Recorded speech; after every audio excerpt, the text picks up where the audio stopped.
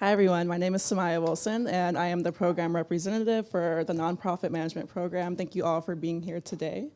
It's so exciting to see a room full of people who care deeply about impact, not just in theory, but also in practice. The work of leading and building in the nonprofit space isn't easy. It asks us to be thoughtful, adaptable, and constantly learning from one another. That's what makes today so valuable, I believe. It's a chance to step back from the day-to-day, hear new perspectives, and have honest conversations about what's working, what isn't, and where we go from here.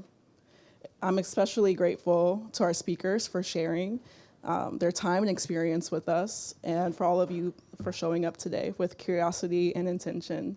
Thank you all for coming, and I have the honor of bringing forth our program director, Professor Basil Smeichel, who is the professor of practice and director for our program. So welcome, Professor Basil Smeichel.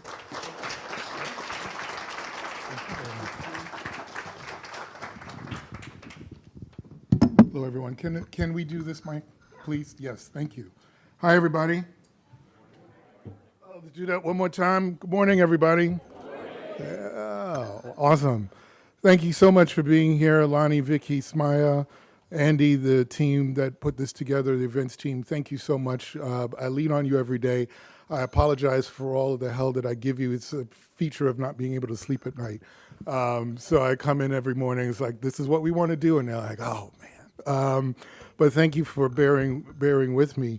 And to all of you here in person today, and for the 600 or so folks that we have online, it's really a testament to the importance of the work that we do and the moment that we're in. As Lonnie mentioned before, in her experience, and certainly in mine, nonprofits are a big part of my life. I was a kid growing up in the Bronx to Jamaican parents. It was at a time when there was a lot happening in the Bronx, late 70s, early 80s, so clearly the nonprofits in the neighborhood helped literally save my life. But my story starts with my parents, who were Jamaican immigrants in 1970. So Catholic Charities helped them get all of their paperwork. Dare I say, but I will say this publicly, no, they were not citizens when they came. So for all of the stuff that we're hearing about birthright citizenship, if there is an issue with that, it was nice knowing you. And I sort of joke about that, but it is really no joke, right? Because there are people all over this country that these decisions impact, right? And our country will look very different if some of these decisions are go through. And it doesn't just impact who we are as nonprofit leaders, but who we are as a country. And it's important in this moment in particular to really highlight our values and make sure that we are expressing them and projecting them day to day. But as I said, if it goes through, it was nice knowing you, and thank you. But that said, we are here to really bring people together with a sense of community. It is truly an honor to open this conference. We titled it Reimagining Impact, Adaptive Leadership, and Strategic Innovation for Nonprofits. It's especially meaningful to do that through the work of the Nonprofit Management Graduate Program here at Columbia University, because our program was built with a clear purpose, and that purpose was to strengthen the nonprofit sector by preparing leaders who can navigate complexity, measure impact, and respond to unmet needs, both here in the United States and around the world. It's a space where scholarship meets practice, where theory is tested against real-world challenges, and where future leaders are trained not just to manage organizations, but to transform them through courses like social design thinking, global challenges, and the common good, and DEI at work, leading inclusive organizations, or whatever research that we're engaged in, leveraging human-centered design and innovation methodologies to co-design programs for social impact. That sounds very Columbia-like, doesn't it? But students are asked to grapple with the most pressing issues facing our sector, from equity and inclusion to innovation and systems change. The program's capstone, which you heard about earlier, That experience pairs students with real organizations, giving them the opportunity to develop strategies that address real constraints, real communities, and real stakes.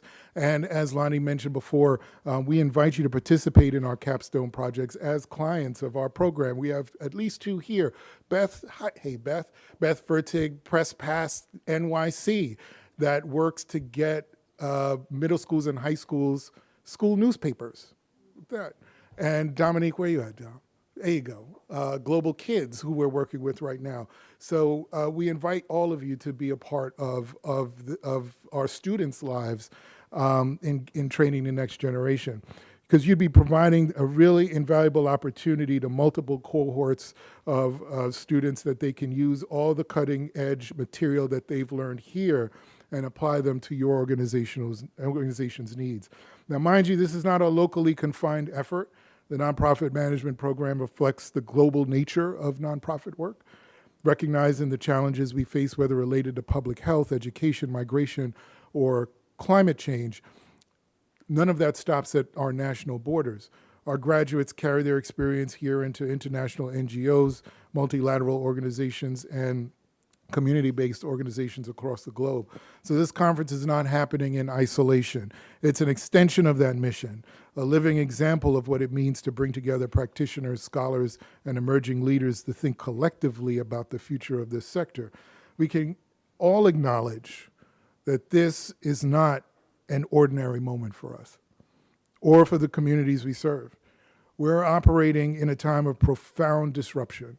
Economic uncertainty, political polarization, shifting public trust, and evolving community needs are all converging at once. And yet, in the midst of that complexity, there's also an extraordinary opportunity, because when systems are strained and old models no longer hold, that is precisely when innovation becomes not just possible, but necessary.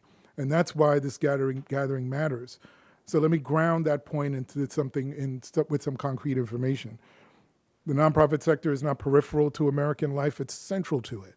Today, there are roughly 2 million nonprofit organizations in the United States, employing over 12 million people, nearly 10% of the private workforce. Collectively, this sector generates more than 1.4 trillion in economic activity, accounting for about 5% of US GDP. And beyond formal employment, nonprofits mobilize billions of hours of volunteer labor each year, work that scholars of civil society often describe as the invisible infrastructure of democracy. In 2024 alone, Americans gave nearly $600 billion to charitable causes, underscoring both the scale of the need and the depth of civic commitment that still exists in our country. So when we talk about nonprofit work, we're not talking about the margins. We're talking about one of the largest, most consequential sectors in our economy and in our democracy. That tension between rising need and constrained capacity is exactly why this moment calls for adaptive leadership and strategic innovation. At the core of that work are our values. So first, community. I often say that policies create constituencies. And nonprofits exist because communities exist, because people come together to solve problems that no individual can solve alone. Political theorists and sociologists from de Tocqueville to Robert Putnam have long argued that voluntary associations are the backbone of our democratic life. They're where trust is built, where norms are shaped, and where collective action becomes possible. But building community today requires a different type of intentionality. It requires us to move beyond transactional relationships and toward transformational ones. It requires us to design solutions with people, not for them. In a time when so much of our broader culture is defined by fragmentation or by isolation, by silos and by division, our work becomes even more essential. We are among the few institutions that still actively builds bridges. And that is not incidental to our mission. In fact, it is central to it. The other point I want to talk about is resilience. In the past few years, if we've learned nothing, we've learned that resilience is not simply the ability to endure and the willingness and ability to adapt or to pivot, to lead through uncertainty without losing sight of purpose. It's that scholars of adaptive leadership consistently remind us that leadership today is less about authority and more about responsiveness, about having the answer yes, but also asking the right questions. It requires experimentation, learning, and the courage to change course when conditions demand it. Now, that can be uncomfortable, but it's also where transformation happens. The other piece that I want to mention is something that perhaps we don't talk about enough, and that's joy. Now, joy may seem like an unusual word in a conversation about strategy and impact, but I would argue that it's essential. Joy is what sustains us. It's what reminds us why we do this work in the first place. In communities that are too often defined by what they lack, joy is an act of affirmation. It's a declaration of dignity. And within our organizations, it's what keeps us engaged, creative, and committed over the long term. We can't build sustainable impact if we're only operating from a place of urgency. We need to create space for meaning, for connection, and for hope. And finally, with respect to impact itself, we talk about impact often, but this conference challenges us to go deeper, to think not only about outcomes, but about systems, not only about scale, but about equity, and not only about what works today, but what we will need going into tomorrow. That strategic innovation is not only about chasing trends. It's about aligning our missions with the realities of the moment and the possibilities of the future. So here and now, and in our follow-up conversations a week from today, we have an extraordinary opportunity to learn from one another, to exchange ideas, and to push our thinking forward. So I want to take a moment to express my gratitude to those who've made this possible. As was mentioned, our nonprofit management team, Lonnie and Vicky, whose support and leadership are invaluable both to the program and to the students specifically. To the speakers that you'll hear today, those who'll be sharing their insights, research, and lived experiences, thank you for your willingness to lead and to teach. Your voices are certainly critical into the conversation today. To our practitioners and participants who are not presenting but are deeply engaged in this work every day, thank you. Because your presence here reflects a commitment to growth, to reflection, and to continuous improvement that strengthens the entire sector. And to our students, many of whom are here today or are joining us online, they're not in class, so I hope they're joining us online. Or doing their papers, because you know I'm coming after you. To our students, those who are preparing to enter or are just beginning their journey in this field, you represent the future of this work. Your ideas, your energy, and your willingness to question existing models, including us, the professors, are exactly what this moment demands. We're grateful to all of you for being here and for contributing to what promises to be a rich and meaningful exchange. So thank you very much.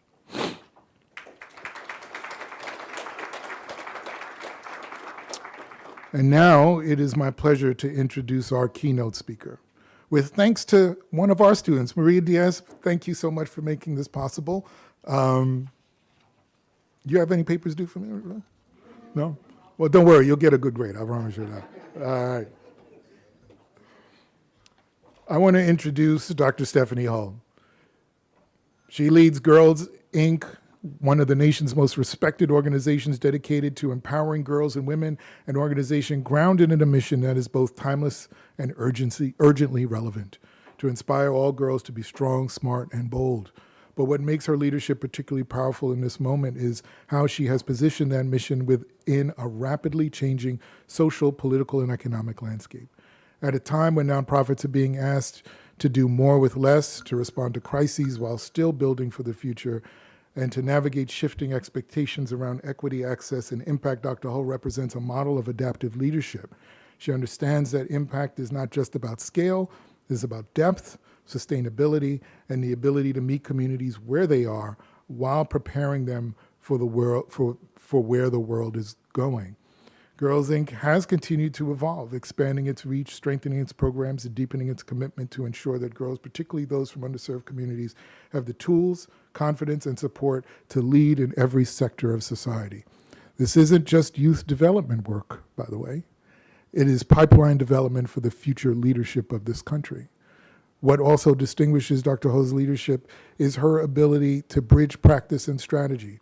She brings a deep understanding of education, nonprofit management, and systems levels change, recognizing that empowering individuals must go hand in hand with transforming institutions.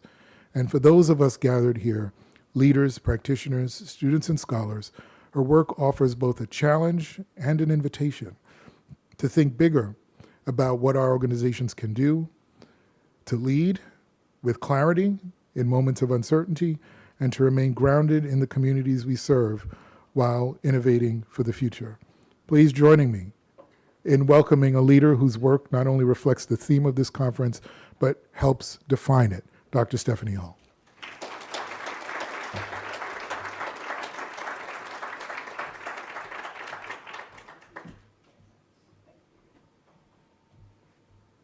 Good morning. Thank you for that lovely introduction. I was a little intimidated by myself as I listened.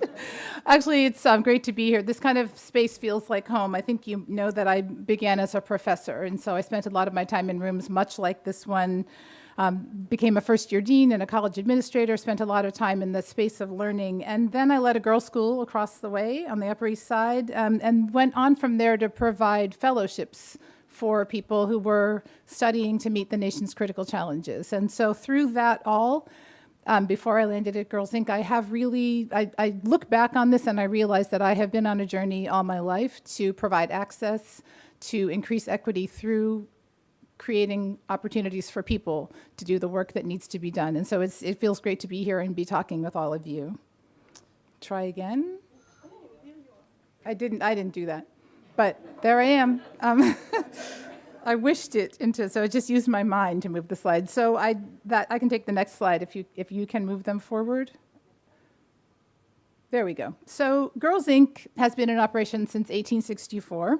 We are the longest running girls leadership organization, and we are unusual among youth services organizations in that we are data driven and we can actually prove our outcomes. So we can say with confidence that being a participant in Girls Inc.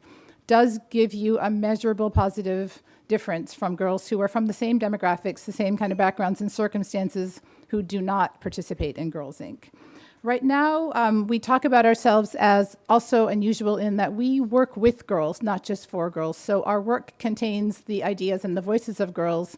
We work with them and for them to help them meet the challenges of today and take advantage of the opportunities of today, such as they are, as you heard in the introduction. We're preparing girls not only to be leaders right now, and these are girls who are starting at age 5 and young women all the way till the age of 25. We're working with them to be leaders today in their schools, in their communities, in their families, and their current context, but also to prepare for what leadership will require of them in the future. And as you know, because we've heard that it does evolve rapidly, there's no set formula. There are things like community and resilience and joy that come into play in that conversation. I'm going to be optimistic. Oh, nope, I get the next slide. Okay, thank you. So what we do is working sometimes during the school day, sometimes after school, sometimes at summer camps and on weekends. We equip girls with the knowledge and the experience and the support to do what they choose to do. So we're working from a vision that a young person has of the future and of her potential. We're working with a combination of people, places, and experiences. So the people are trained mentors, volunteer mentors, and paid mentors who work with these young people. They stay in the girl's lives for an extended period of time. They become a part of that girl's support network and her family in many ways. The places are pro-girl environments. They're supportive of the people who come into those spaces. They let girls know that they can do anything, and there's, importantly, a sisterhood there. You're encountering other girls, some of whom have been through some of the same things you have. Some of them are open and just learning about the kinds of things you're experiencing. But you're in an environment that tells you girls are powerful, girls are interesting, girls have all kinds of chances. You can take risks in that environment. You can fail in that environment.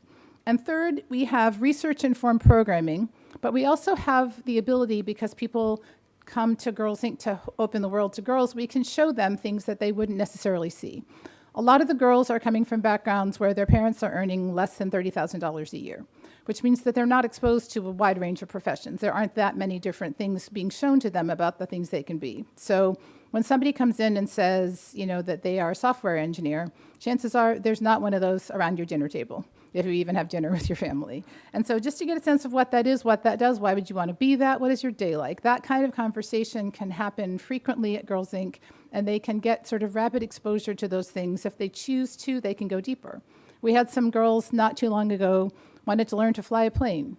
We had people who came and said, I can show them about aviation. We can get them flying lessons. That's the kind of thing, I alone can't do that, but the network of Girls Inc. is so old and so powerful that there's nothing you can't do if you're willing to put in the work And there always are people who come, to be part of that conversation with us. So we're a network of 76 affiliates across the US and Canada. Right now we're serving about 126,000 girls a year, and we are on a mission to at least double the number of girls we serve by 2030. Thinking about scale, thinking about depth, all of those things, but really trying to say that because we know that we have those 76 affiliates who are full of people, there are about 2,300 employees across the network who all have the right mindset and the right skills and tools to support these girls and facilitate their dreams. There's no reason we couldn't increase our capacity to do that and work with more. There are about 1.4 million girls in the demographic that we serve, which is that intersection of poverty and other circumstances that are challenging for young people. We're not where we want to be. We have 1%. And that all the other youth serving organizations still don't capture all those girls. So I'm not trying to get girls away from Girl Scouts or Boys and Girls Clubs. I'm just trying to get girls who don't have anybody right now. Next slide, please. Our programming, because you heard that we inspire all girls to be strong, smart, and bold, we like to divide it into these three major categories to support girls at every stage of their development. We are really trying to think about age-appropriate, research-informed, data-driven, and also things that prove useful to the lives of girls. So this is partly us saying we think you need these things, and partly them saying, hey, could you tell us more about these things? One of the big things that's come up recently, for example, is mental health.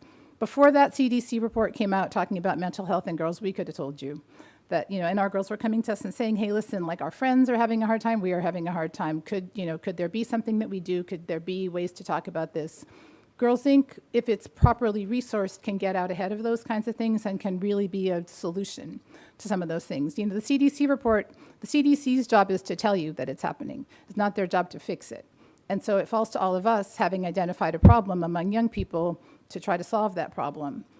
The report is nice, it's a validation, it helps donors move up, but it doesn't necessarily solve the problem. And that's even more frustrating when you say that you need help and people document that you said that you needed help. So we're looking to work with these girls. We're saying that they're in an environment where they're in that supportive sisterhood, they're encouraged to try things, they're encouraged to fail and talk about failure and move on from failure and learn to move on, because that's one of the things leaders need right now. The next slide, please. When I talk about the research that we do a lot of quantitative research, but a lot of qualitative research as well. And so when we're talking to the young people who participate in our programming, we're trying to get a sense that they are seeing the things we're trying to impart. For example, that 92% of them will say that they've been physically active in the past week, or 85% of the girls believe that they'll graduate from college. They don't all necessarily want to, and that's okay with us too, but that's a pretty high number in that demographic, considering most of their parents did not go to college and don't have anywhere near the kind of money that it takes to do that easily. 85% of them will say that they can use what they know to solve real life problems for their communities. That's a great mindset to go into the world with, and we try to take them from there to actually giving them examples of how that works. We don't have the comparators here to see how does that compare to other girls in their demographics, but I can tell you that the young people are not growing up with a lot of hope and a lot of support in the places where these people are growing up. So it makes a difference in their way of thinking about themselves and their way of thinking about the future to be in an environment where there is somebody to help you, and it could be somebody your own age. That really, it's life-changing for them. We think at Girls Inc., we used to traditionally work with girls ages 5 to 18, and in about 2020, in the middle of the pandemic, we got one of those sort of life-changing grants from Mackenzie Scott and Melinda Gates.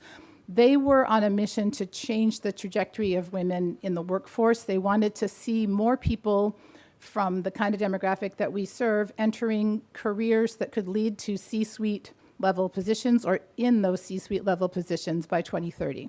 So they made an investment in a sort of Grand Challenges grant. There were 4 recipients. We were one of them, and our response to that grant was called Project Accelerate. It was a dual pathway that would, on the one hand, start with young women from maybe junior year of high school, ensure that they had specific mentoring and cohort level support to prepare them to make the decisions that would lead them into these careers. So when you're a junior and you're thinking about college, what college, how long, where is it going to be, what program, what are you studying, what kinds of jobs and internships do you want? We'd start them junior year to let them know what does it look like to get ready to be in a C-suite job 7, 8 years from now.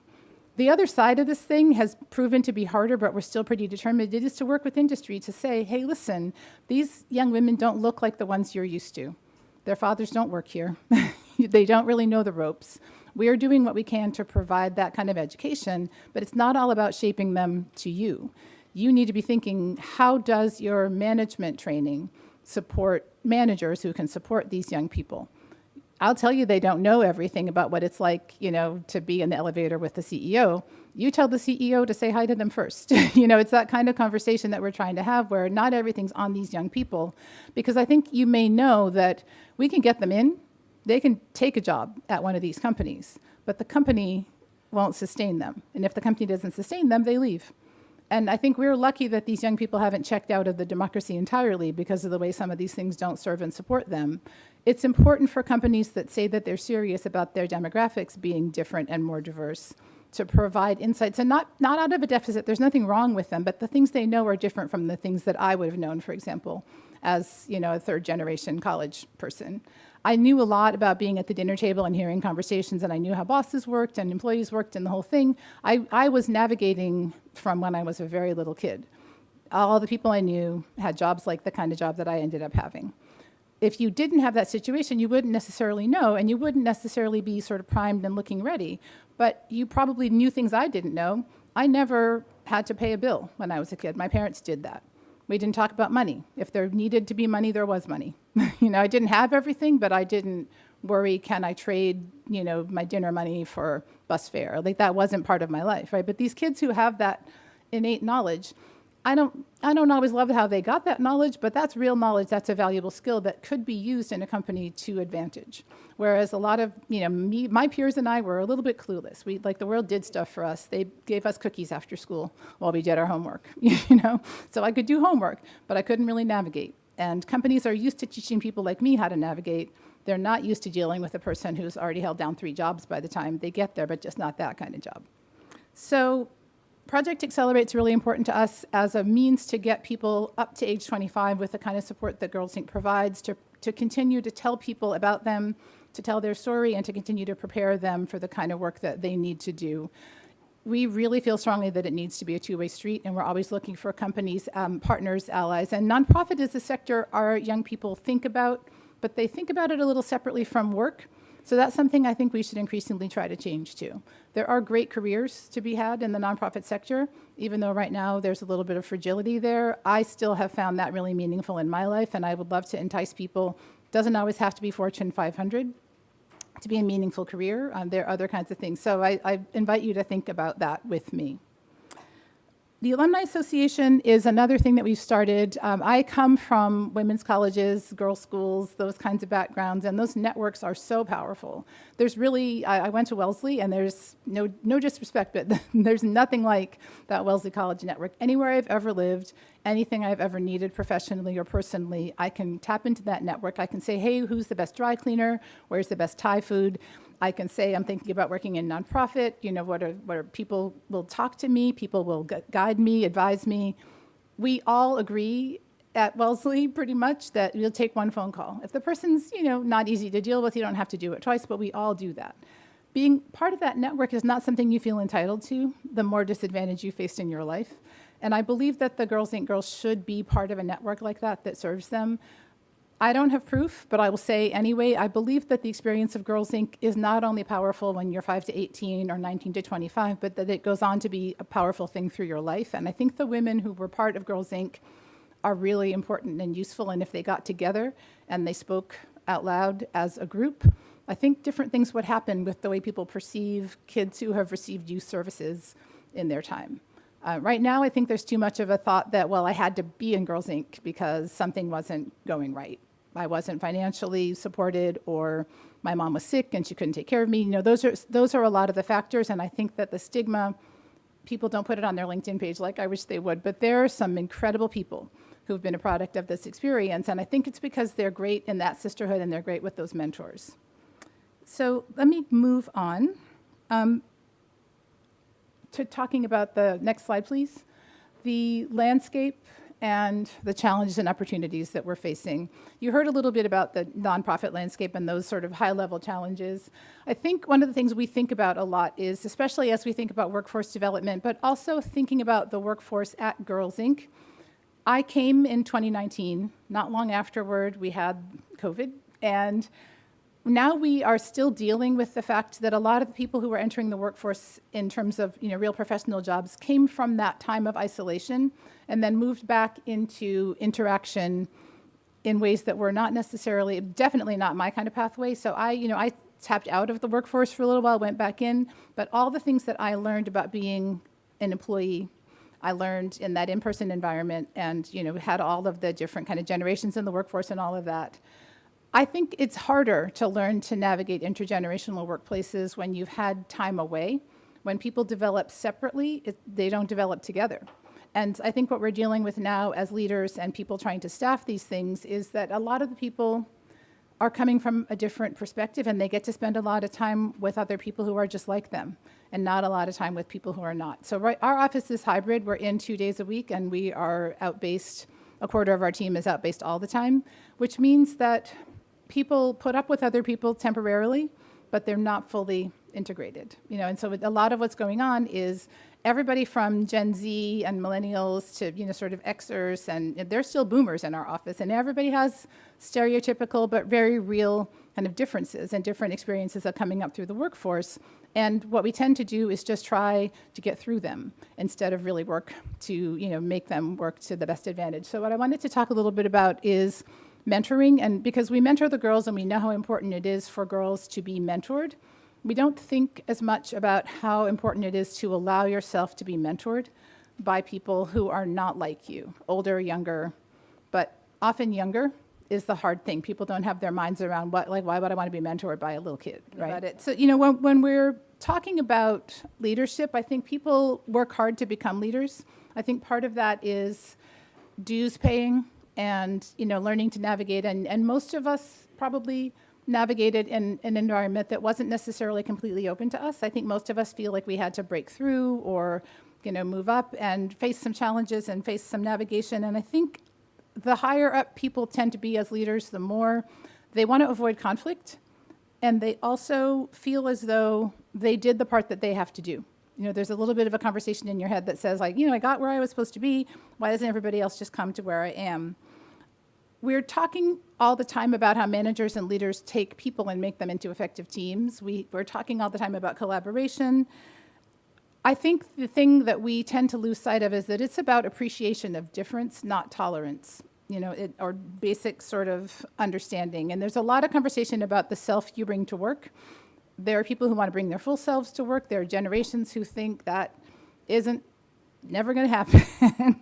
There are people like me who can understand that but can't be asked to do it, or vice versa, right? And I think that is the crux of it for us, because we have a very diverse workforce. Although everybody is very mission driven and very open to making sure girls feel comfortable, it's harder for the adults to make themselves and make each other feel comfortable. People tend to think your authentic self is, that is what it is, and it's not constructed. We need to talk a little bit about how we create that authentic self. We need to talk openly about how do we become that person? Why are we that person? Who gets to meet that person? I'm this self that's presenting to you today may or may not be how I always am. You don't really know if I always have this suit on, or if, jeans go on out in the hallway and I go home looking like a different person. I think it's interesting to think about how your gender and your age and your life experience and your socioeconomic status and your personality all combine to be that self that you really are creating. It's not just how you are. It's how you choose to be and how you've been taught to be and forced to be, and all those things kind of rolled into one. And so I think a big conversation is self-authorship. We talk to young people all the time about becoming a good person. It's like personal brand and that kind of thing. Don't be influenced by other people. Be the person you want to be. I think it's important for us to think in the workplace especially about how to be a person who is not overly defined or pushed around or manipulated by outside input, but also not so solidly and permanently a certain way that they can't take that input in. That's what I think is the hardest thing about these past 7 years of working in an environment, trying to reconstruct that from the pieces of, I didn't want to be alone during COVID. I was scared and alone. And then all of a sudden, I just wanted to be alone. So when did I become that person who didn't really feel like I needed a lot of input? I don't know that that's an authentic version of me. I think that was, I coped with it by saying, fine, I'll be alone. But at the same time, I am pretty introverted, and so I actually function pretty well alone. So I think when you have those conversations, and you can have them in the workplace, and you can have them with people of different generations, you start to really understand that. I think a lot of people start that journey towards self-authorship, but then for various reasons it gets hard and they don't finish. So what we talk about for young people is a strengths-based approach. We're not doing these things because we have a deficit and need to be fixed for other people. We are playing on the strengths that we have. When we talk about mentoring the next generation, we are sort of asking to help bring out the best in them and be sponsors of younger people, be mentors of younger people. But we lose sight of the fact that as we mentor the next generation, they have to give us input. The equation has to change, ideally. So I'm not entirely the older Xer who learned a certain thing in the workforce. I have to take in that Gen Z has different ways of being. I am the boss, but it doesn't necessarily work for me just to say I am the boss. I have to say, okay, I hear you. Actually, some of the things they do would be good for all of us to do. And some of the things we do would be good for some of them to do. And all of that is how it works. So this is why I'm encouraging networking. I'm encouraging mentoring. I'm encouraging young people to be parts of networks. I think you need lots of people who are not your friends, who are not your family, to give you feedback and bring you along on that journey. And I think the more it is not that hierarchy of friendship or family, you can take in information. I think people don't like to be told what to do by people that they think are beneath them in some way. But your colleagues who are doing the same job as you, who are different ages from you, aren't beneath you. They're just a different age from you. And it gives you a chance to get input and, sort of work the whole thing together. One of the big things I think is important to think about is the zero-sum mindset. This idea that if I don't win, then I'll lose. And if you win, then I lose. So I think we need to change that. I think we all lose when we try to make other people lose. And I think a lot of workforce development and a lot of social interaction is based on this idea that there's not enough, especially in the social services sector, there's not enough for all of us. So we have to kill somebody else and get ahead. And when you think about it in that context, everybody kind of like, oh, I don't really mean that. But when it comes down to grant dollars or access to resources, that's how we treat each other. And I'm part of a big group of social service sector leaders. We're really good friends. We hug and we share all this kind of stuff. And I think people think we hate each other because we're always being pitted against each other.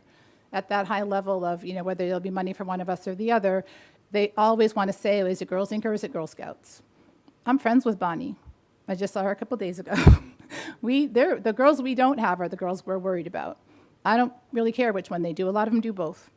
Fun fact, right? So we're not doing that thing.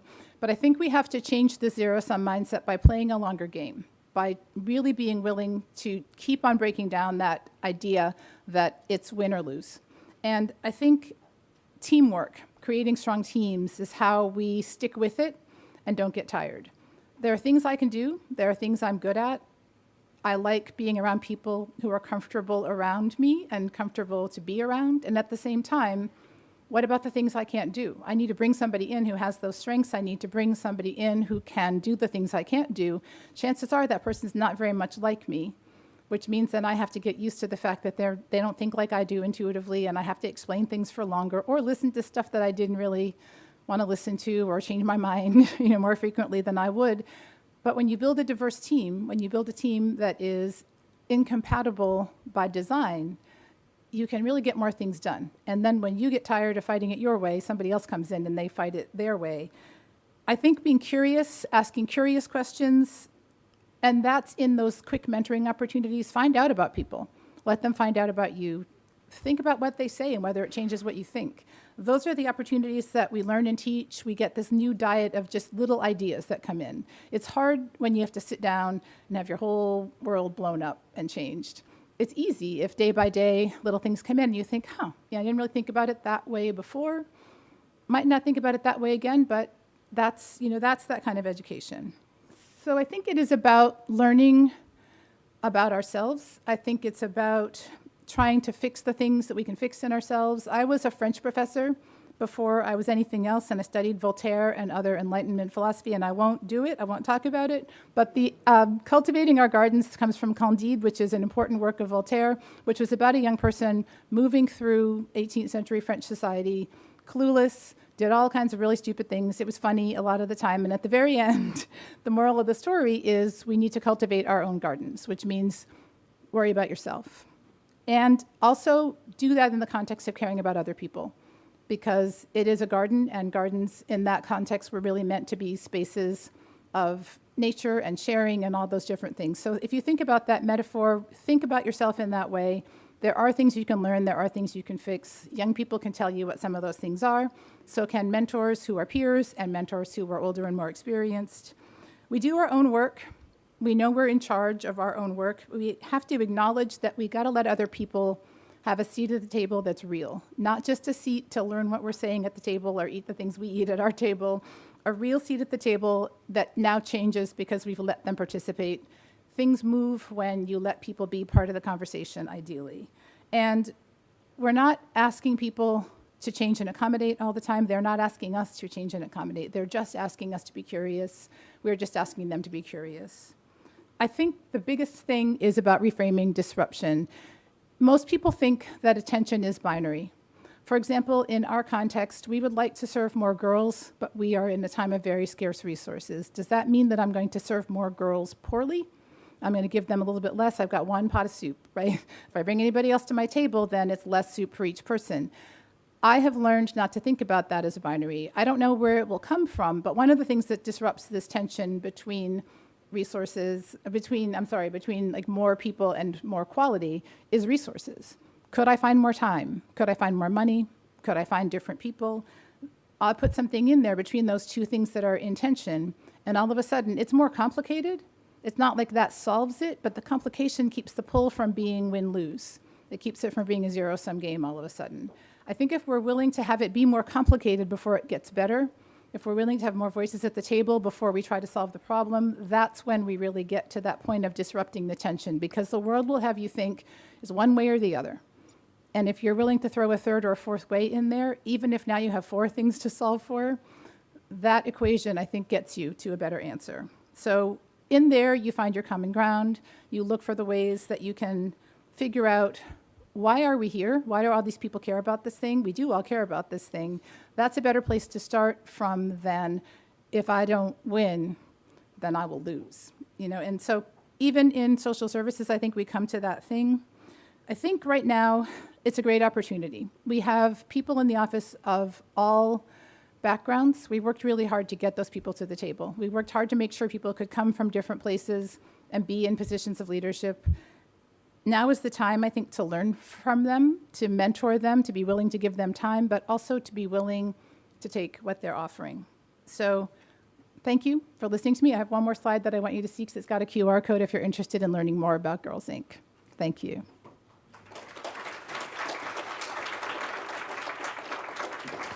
Thank you, Dr. Hull. Do you have time for maybe one or two questions?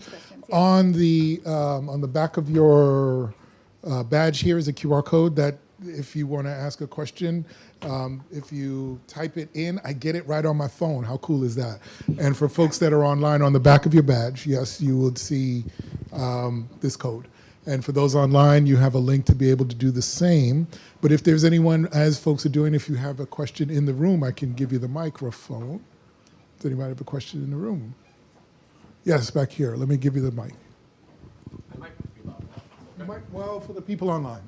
And your name and... Hi, good morning. Good morning. Jeff from Medic Mobile. We're a global health nonprofit. I'm curious, what do you think this looks like in a society that's more collective-based and not so like Western individualistic? Does it change, or is it kind of the same formula in terms of supporting girls? I wouldn't profess to know every society, but most of the societies I'm familiar with still see difference in age, for example, and have traditional roles for people based on their gender. So I think you can't assume that it is Western patriarchal hierarchy that causes this problem. I think it's sometimes is a mindset of, you're not old enough to be in charge, or you haven't, gone through the rites of passage and, done the things. And so but I like the idea of moving toward that thinking process. I wish I could say that in those cultures they did what kids wanted as much as they did what adults wanted. I don't know that I think that that's true. And I've really only lived. I'm a New Englander, so I don't even know other parts of America all that well. But I haven't seen many places where people like to be challenged by children, or like to be challenged by ideas that come from people who haven't paid dues in a society. Like on your first day on the job, nobody cares how you would organize anything, really. Even if you've come with expertise that the rest of the people don't have, and that was why, there's that, that moment. So I don't know. But I like that idea. I mean, I do know a little bit about Quaker society, and I like the idea that at some point everybody can be in a circle, but I still think those places have those hidden categories of authority. Yeah. Any other? Yes. Thank you very much. Hi, I'm Marianne Scordell. I work for Common Denominator. We teach math to underserved children in middle school. And I have a question for you. How do you make sure you reach out to the girls who really need you? Because in my experience, it's the people who need you the most that are the least likely to accept you or to respond to your invitation. How do you reach out to them, is my question. Yeah. Thank you for that question. A lot of the time, girls are referred to us by teachers, for example, or therapists or parents. It's, older girls can sign up on their own. Everybody has to have parental consent to be part of the thing. So for us, it's always a challenge. I think you're right. A lot of the people, we work in schools a lot of the time. We are mostly based in schools as an out-of-school time, after-school program. And teachers are a really important resource for us, because when they know what we do, they know which people we could really do something good for. But we take referrals all the time. We have a website, girlsinc.org, that will tell you if there's a Girls Inc. near where you are, and we are happy to try to connect with people if you think that they would be good candidates for the work we do. But it's a chronic problem to convince somebody. Girls also are shy, especially when they're in that. So it's hard to know that when you walk in, you'll be welcomed. And that's something you have to dare to do. You have to dare to go in there that first day. And, the girls are the ones who are responsible for making it a really welcome environment. We hear wonderful things about that. Adults in that context are only so much of the thing. But the fact that the girls are nice and that they listen and that a lot of them are really empathetic and sympathetic goes a long way toward, if you can get your feet over the threshold, chances are you can stay. Last question. Hi, thank you. Tanya Paris from the Paris Foundation. We support youth out of poverty through education, STEM education. What specific strategies are driving Girls Inc. to be successful right now? And what do you see as the playbook or framework that will have you continue to be successful in 10 years? I think right now, most specifically, because you can hear in the way that I'm talking about the work who the people are that we most serve, but you don't hear me say some of the specific things about the people that we most like to serve because of the context that we're in. Our strategy right now is to try harder to understand who the people who are supporting us are able to support publicly right now. So I can say that again. We are corporate sponsored, for example. And if a corporation feels constrained in its support for organizations that profess to do certain things, then they will steer clear from it because they've been told not to. And for success, we need sustainability, and for sustainability, we need resources and pipelines. We need to be trusted in communities, which I think we can do easily, and we need to have resources that are ideally multi-year and stable, which is hard right now because people don't know how to talk about things. So what we've had to do is to explain the thing we do in ways that resonate with the people who need to be able to explain to other people. I find that corporations, if there's such a thing, don't have feelings for people like us, but the people who work there do. And when you go to the foundation to try to say, I think we should, ERG wants to support this thing at the luncheon, you have to have an argument. So you hear me talk about workforce development much more than you used to. I would like to talk to you about literacy and joy, but people aren't necessarily committed to having little kids learn to read at grade level or to have them be joyful.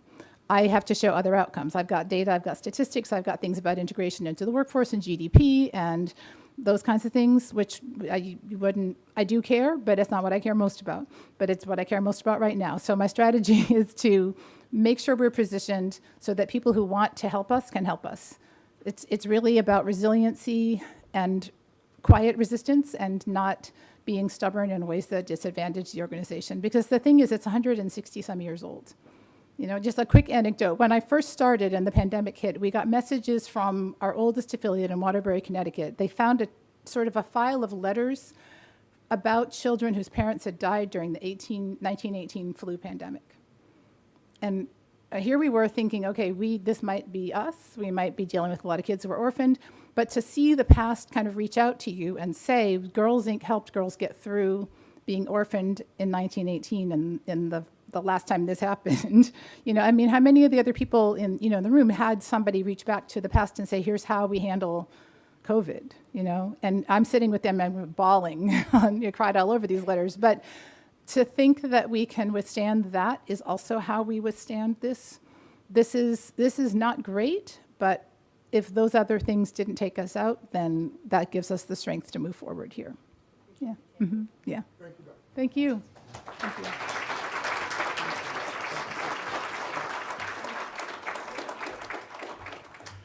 Thank you so much, Dr. Hall. I have to say, what you said, the comment you made about being in the room. For those that know, I used to work for Hillary Clinton when she was in the Senate. She always used to say this thing. She said, "Dare to compete." She's also a Wellesley person. She always said, "Dare to compete." So thank you so much, Dr. Hall, for starting us off today. I want to get right into our next speaker, Sheba Keys. She is a lecturer in our nonprofit management program, co-founder of the Bridge Lab, chair of the Boys and Girls Club of Harlem in New York, and the New York Long Island Area Council. She's going to talk today about adaptive advocacy, how nonprofit leaders drive change in uncertain times. It's my pleasure to introduce her. She brings such a rare combination of practitioner insight and systems levels thinking to the sector. Her leadership extends powerfully into governance, right? Because as chair of Boys and Girls Club of Harlem, and at the regional level with the New York and Long Island Area Council for the Boys and Girls Club of America, she's helping to shape the future of youth development in one of the most dynamic and inequitable urban environments in the country. That work is not abstract. In fact, it is grounded in real communities, real families, and real outcomes. What I love about Sheba's voice, which is especially important to us in this moment, is her focus on adaptive advocacy. We're living through a period where the rules are shifting politically, economically, and socially, and she understands this work deeply. So today she'll help us explore how nonprofit leaders can remain grounded in mission while adapting to rapidly changing external conditions, and she teaches right here. So please join me in welcoming Sheba Keys.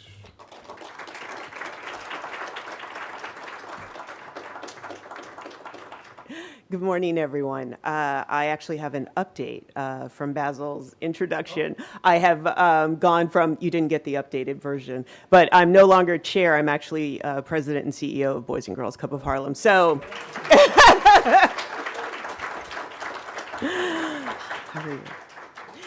so yes, I'm versed on all aspects of youth development and nonprofit leadership. Good morning, everyone. So glad to be here. Glad to have the opportunity to meet with all of you.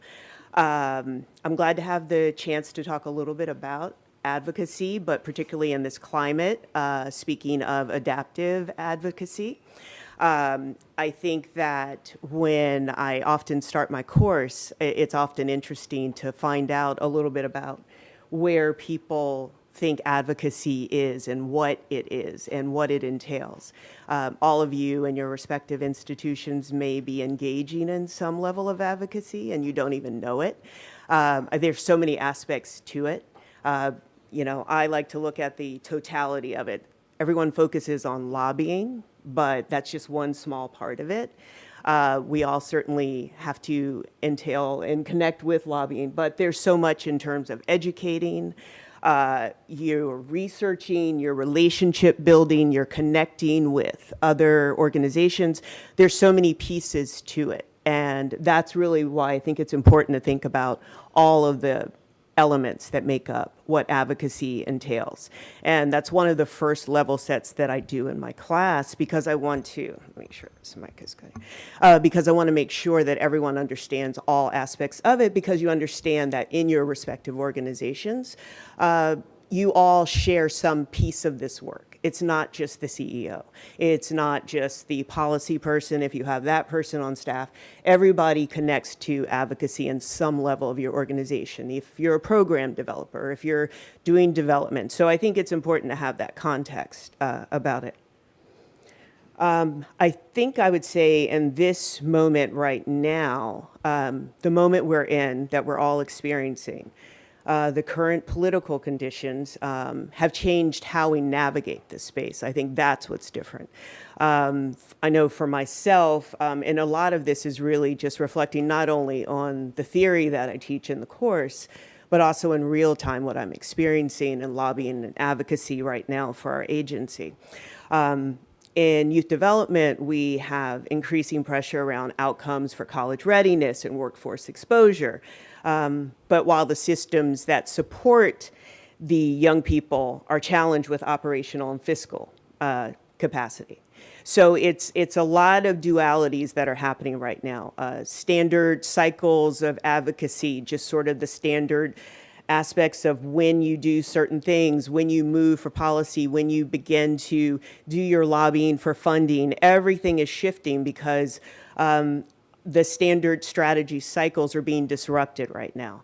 The climate of trust is very fragile right now and fleeting.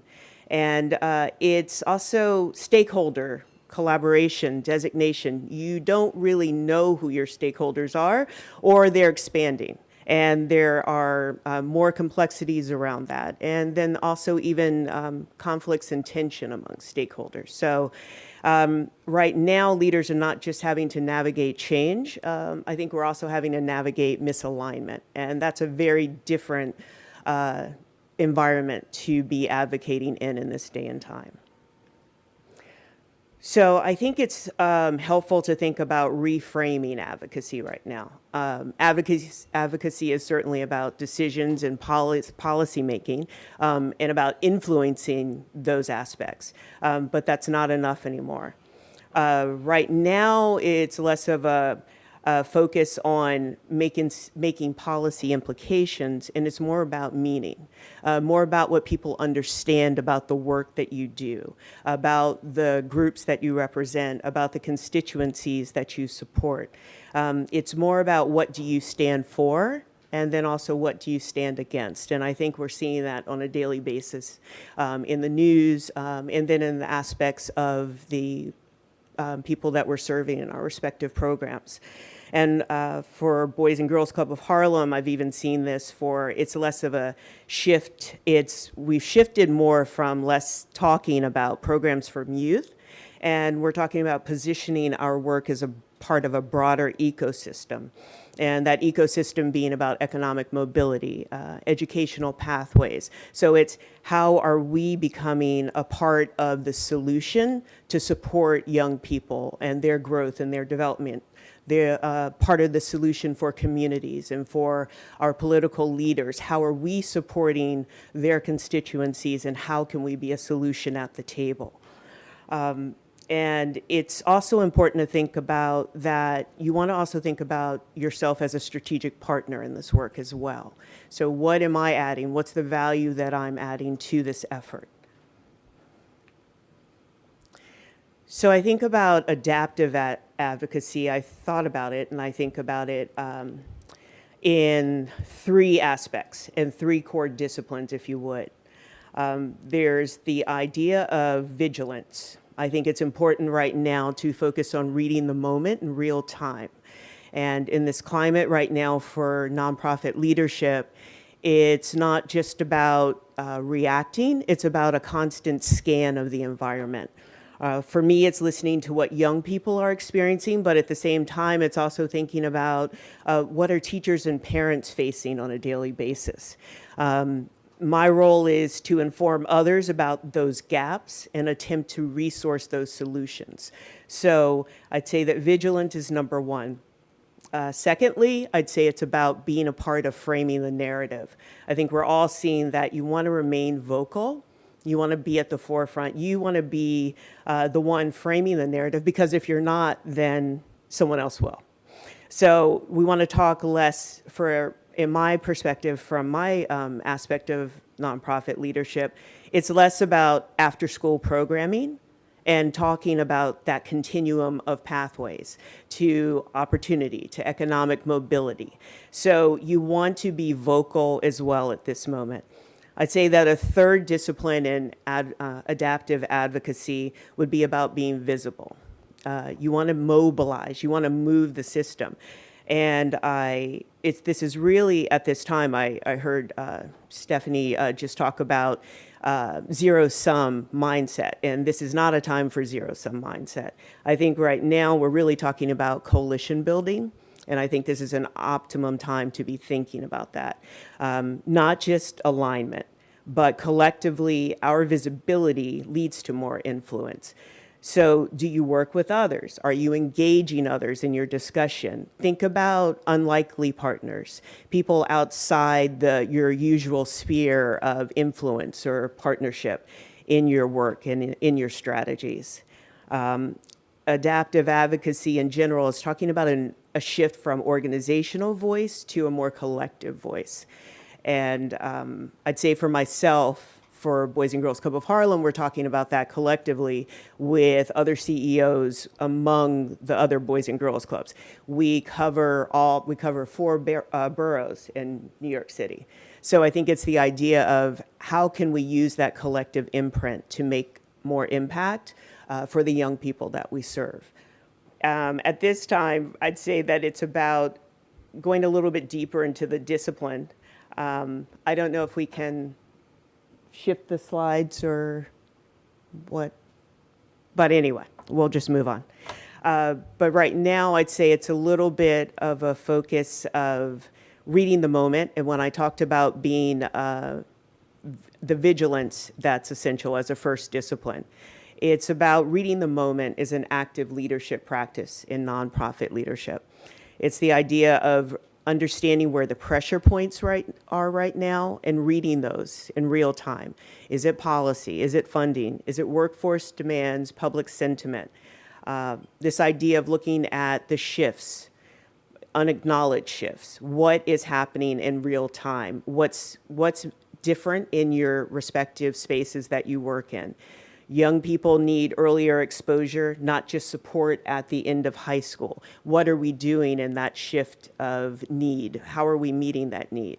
The stakeholders, the questions and needs that they have, they're multi-layered and complex. Families and funders are asking different questions, and it's the idea of how do you remain at the forefront of that and reading the moment and keeping that scan in place. You also want to think about risk and opportunity. The risk is fragmentation. The opportunity is a space for alignment. And so this idea of remaining vigilant is always keeping that scan in place as you're thinking about assessing it, as you're approaching your advocacy efforts. When we talk about strong narratives, let's see if that slide's any better. Nope. When we talk about strong narratives, we're talking about this idea of 4 things. We're thinking about leading with aspiration, not just need.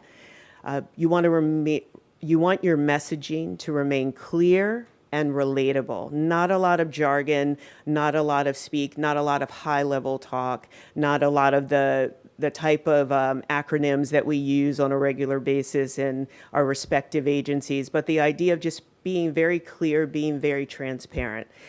People need to understand what you're saying in order to follow you and to order to support the decisions that you would like them to make.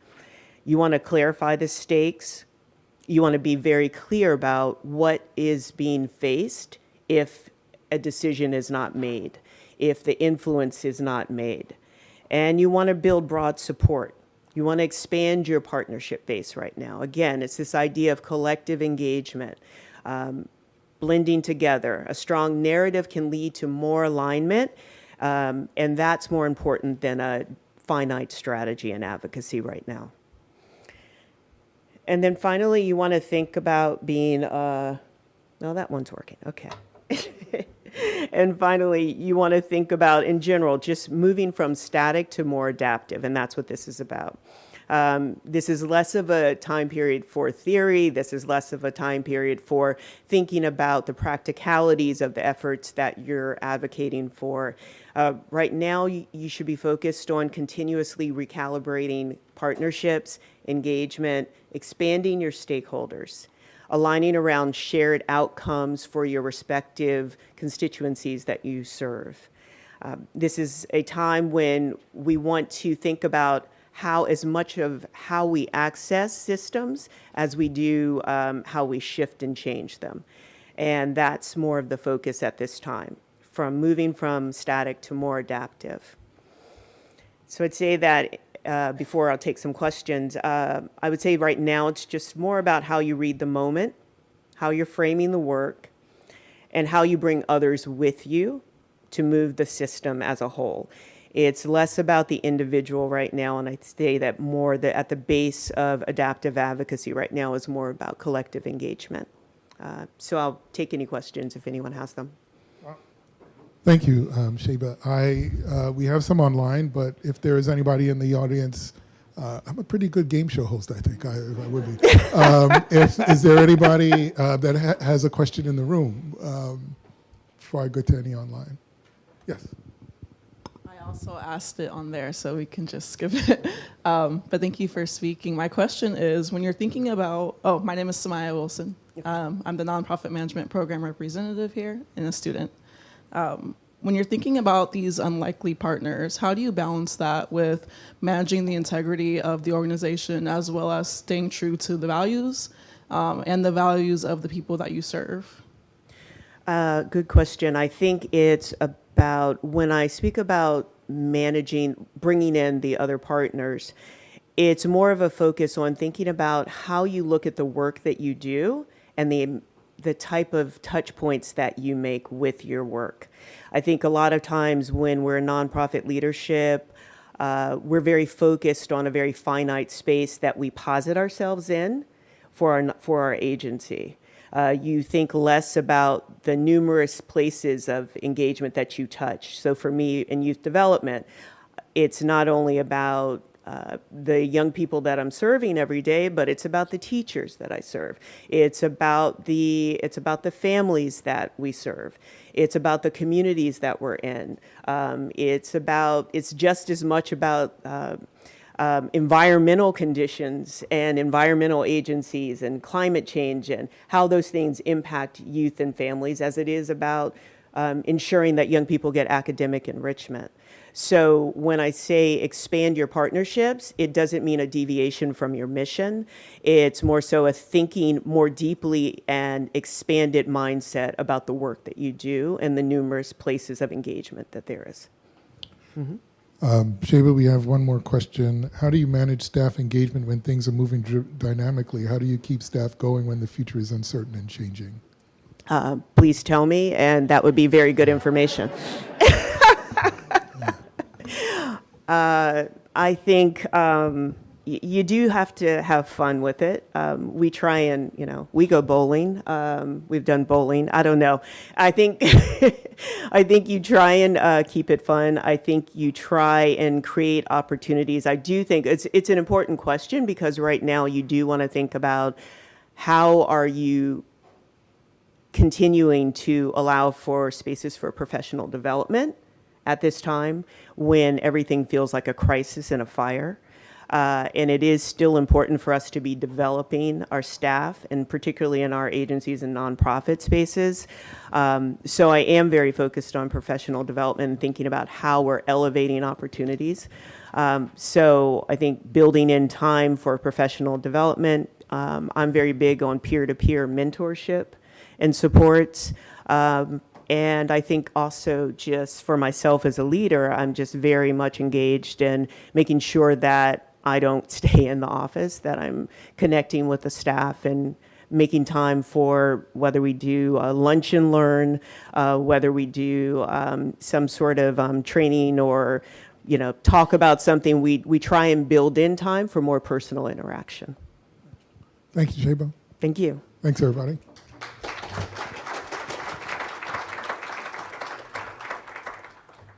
Thank you so much. And remember, Sheba is one of the lecturers that you'll hear from today and in our follow-up next week. Just a quick comment about who we are, because I don't know if I exactly said that. Yes, we're the nonprofit management program, but we also sit in the School of Professional Studies here at Columbia. And I like to say that SPS is the innovation arm of the university. The rest of the university probably hates that I say that, but I'd like to say that all the programs, and what are there, Lonnie, 15 or 18 majors in or programs within, 19 programs within the School of Professional Studies, and they're all designed to be forward-looking. So yes, a lot of theory, because we're at this incredible institution, and we like to root a lot of our work in theory, but we are training leaders constantly. So it's always been forward-looking, and we certainly adopt that in our that mindset in our nonprofit management program. So just a little tidbit about who we are and about the role and influence of our program and our school in the world. Speaking about influence in the world, the next speaker is a friend. It's an honor to introduce a leader really whose work exemplifies what it means to operate at the highest levels of cross-sector impact, and that is my good friend Ramses Jean-Louis. He's the Global Chief Diversity, Equity, and Inclusion Officer at Pfizer. Yeah, he plays a critical role in shaping not only corporate culture, but also how one of the world's most influential companies engages with communities, partners, and global systems. His work, bless you, reflects a broader shift in how we understand leadership in the 21st century, where boundaries between corporate responsibility, public health, and social impact are increasingly interconnected. We can imagine that collaboration is not easy. It requires trust, requires alignment of incentives, and it requires leaders who can navigate fundamentally different organizational cultures while keeping a shared mission in focus. Ramses has built a career doing exactly that, translating across sectors, building partnerships, and demonstrating that when done well, collaboration is not just additive, it is transformative.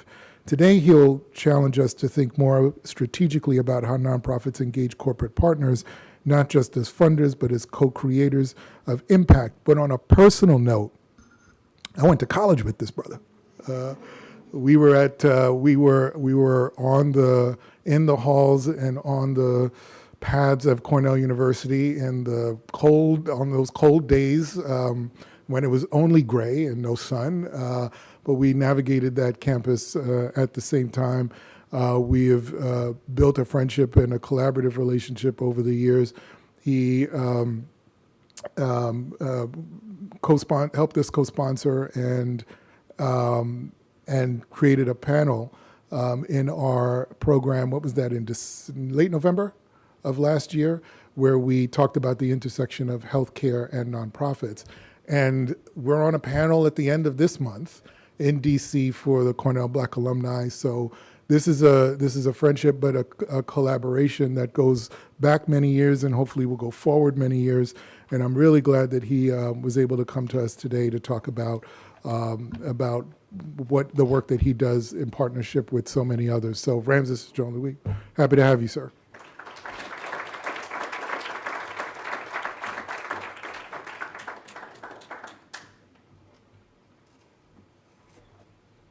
Thank you, Basil, for that wonderful introduction. As Basil mentioned, we went to college together, and I got to tell you, the way you see Basil today, that's the way he was on campus. He was everybody's big brother, everybody's mentor, making sure that you always showed up your best and did what you had to do. So thank you for that and always being a strong leader for all of us. Exactly, exactly. Super excited to be here. I'll tell you a little bit about myself. We'll go into some of the slides, but really I want to hear from you and I want to hear your questions. I really enjoyed being here this morning and hearing the other speakers. I think there's definitely a theme that kind of goes through a lot of what we're talking about, especially in this climate. So hearing from you and hearing your questions, and I know we have like 600 people on the line, that's pretty powerful.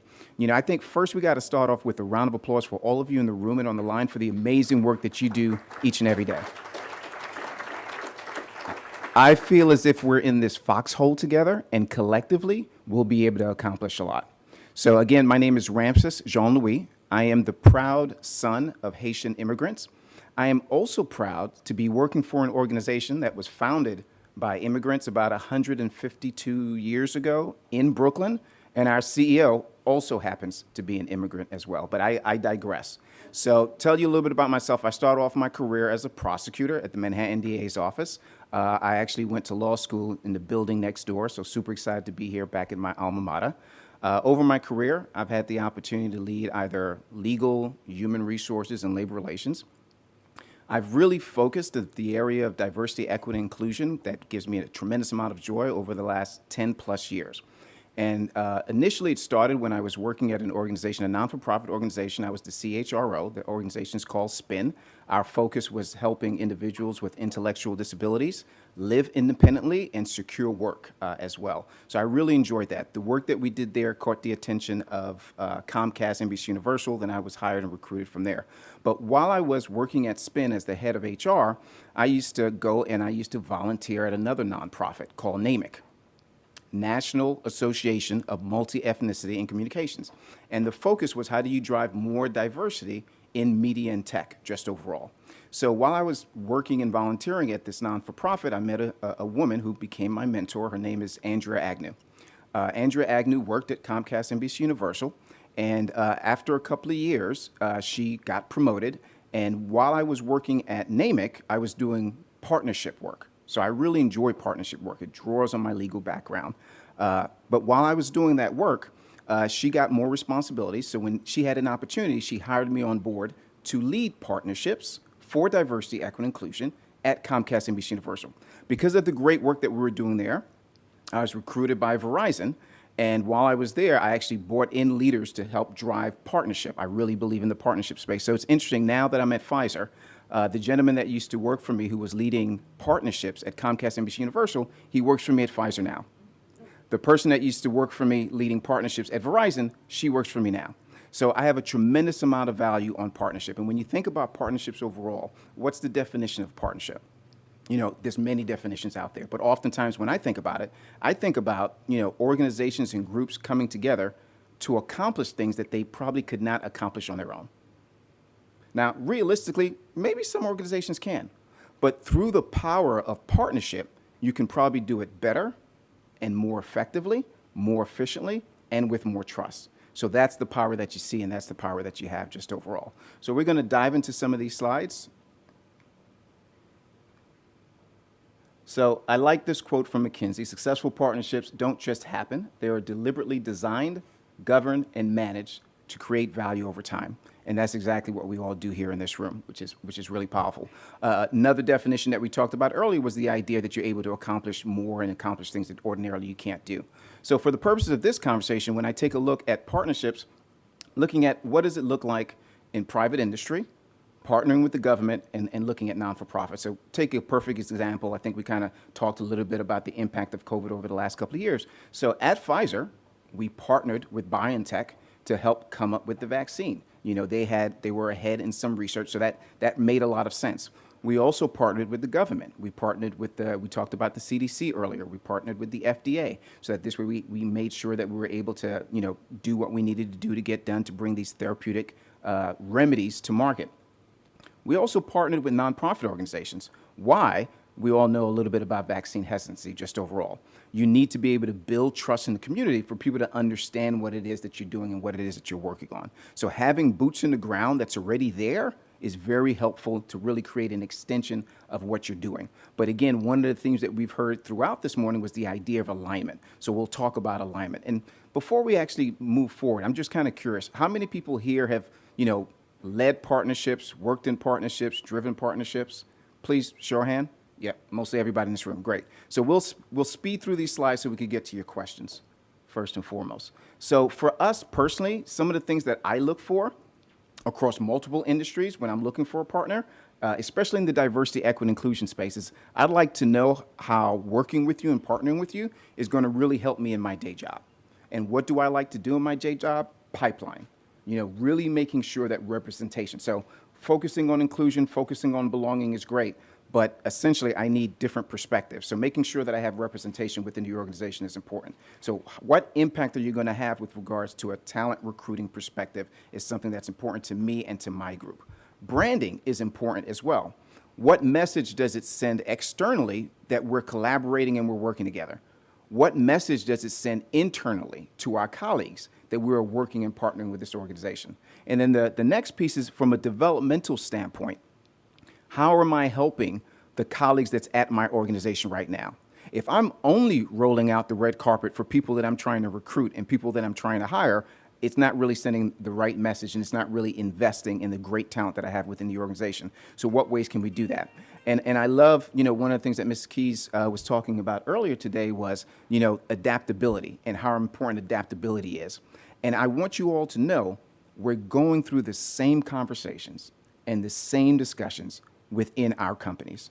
There's always crisis and fires and different things that you're working on. But there was a time where I think everyone used to think it was really about your IQ. How much do you know? How much intelligence do you carry? And then a little bit, moved over to EQ. It was really more about emotional intelligence. Do you know how to read a room? How do you influence folks? Now it's moving a little bit more towards AQ, adaptability. There's an expectation in corporate now that you're able to do what people like to refer to as transform, perform. So you have to be able to manage major transformation and perform on your deliverables at the same time. And again, transformation can mean a lot of different things, driving innovation, but also transformation could sometimes mean, how do we continue to do more with less?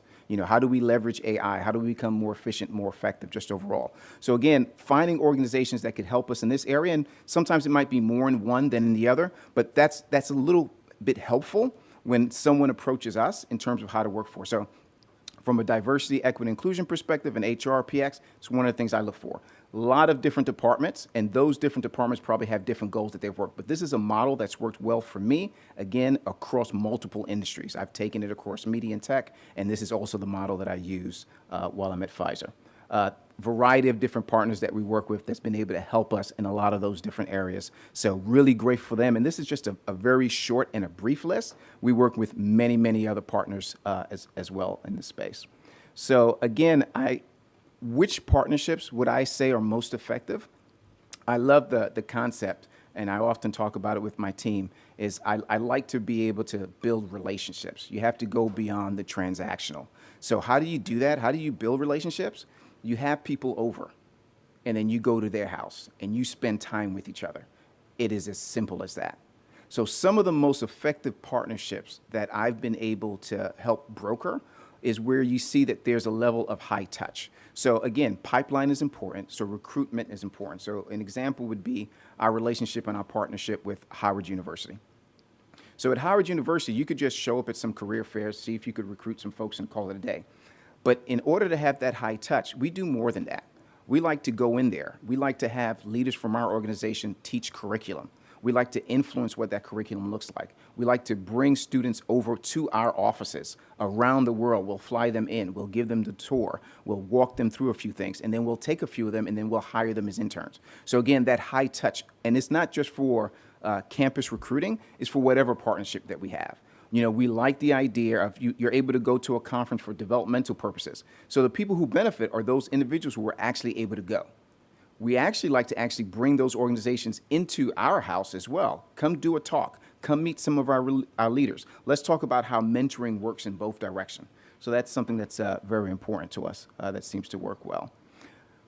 This slide, and again, I have to give credit to my incredible team. They spent a lot of time pulling this together. You really have to understand the distinction between, being a vendor and being a partner. It goes without saying that at the end of the day, yes, you're going to have to go through our vendor onboarding process. We got to get the paperwork done. You're going to have to get paid.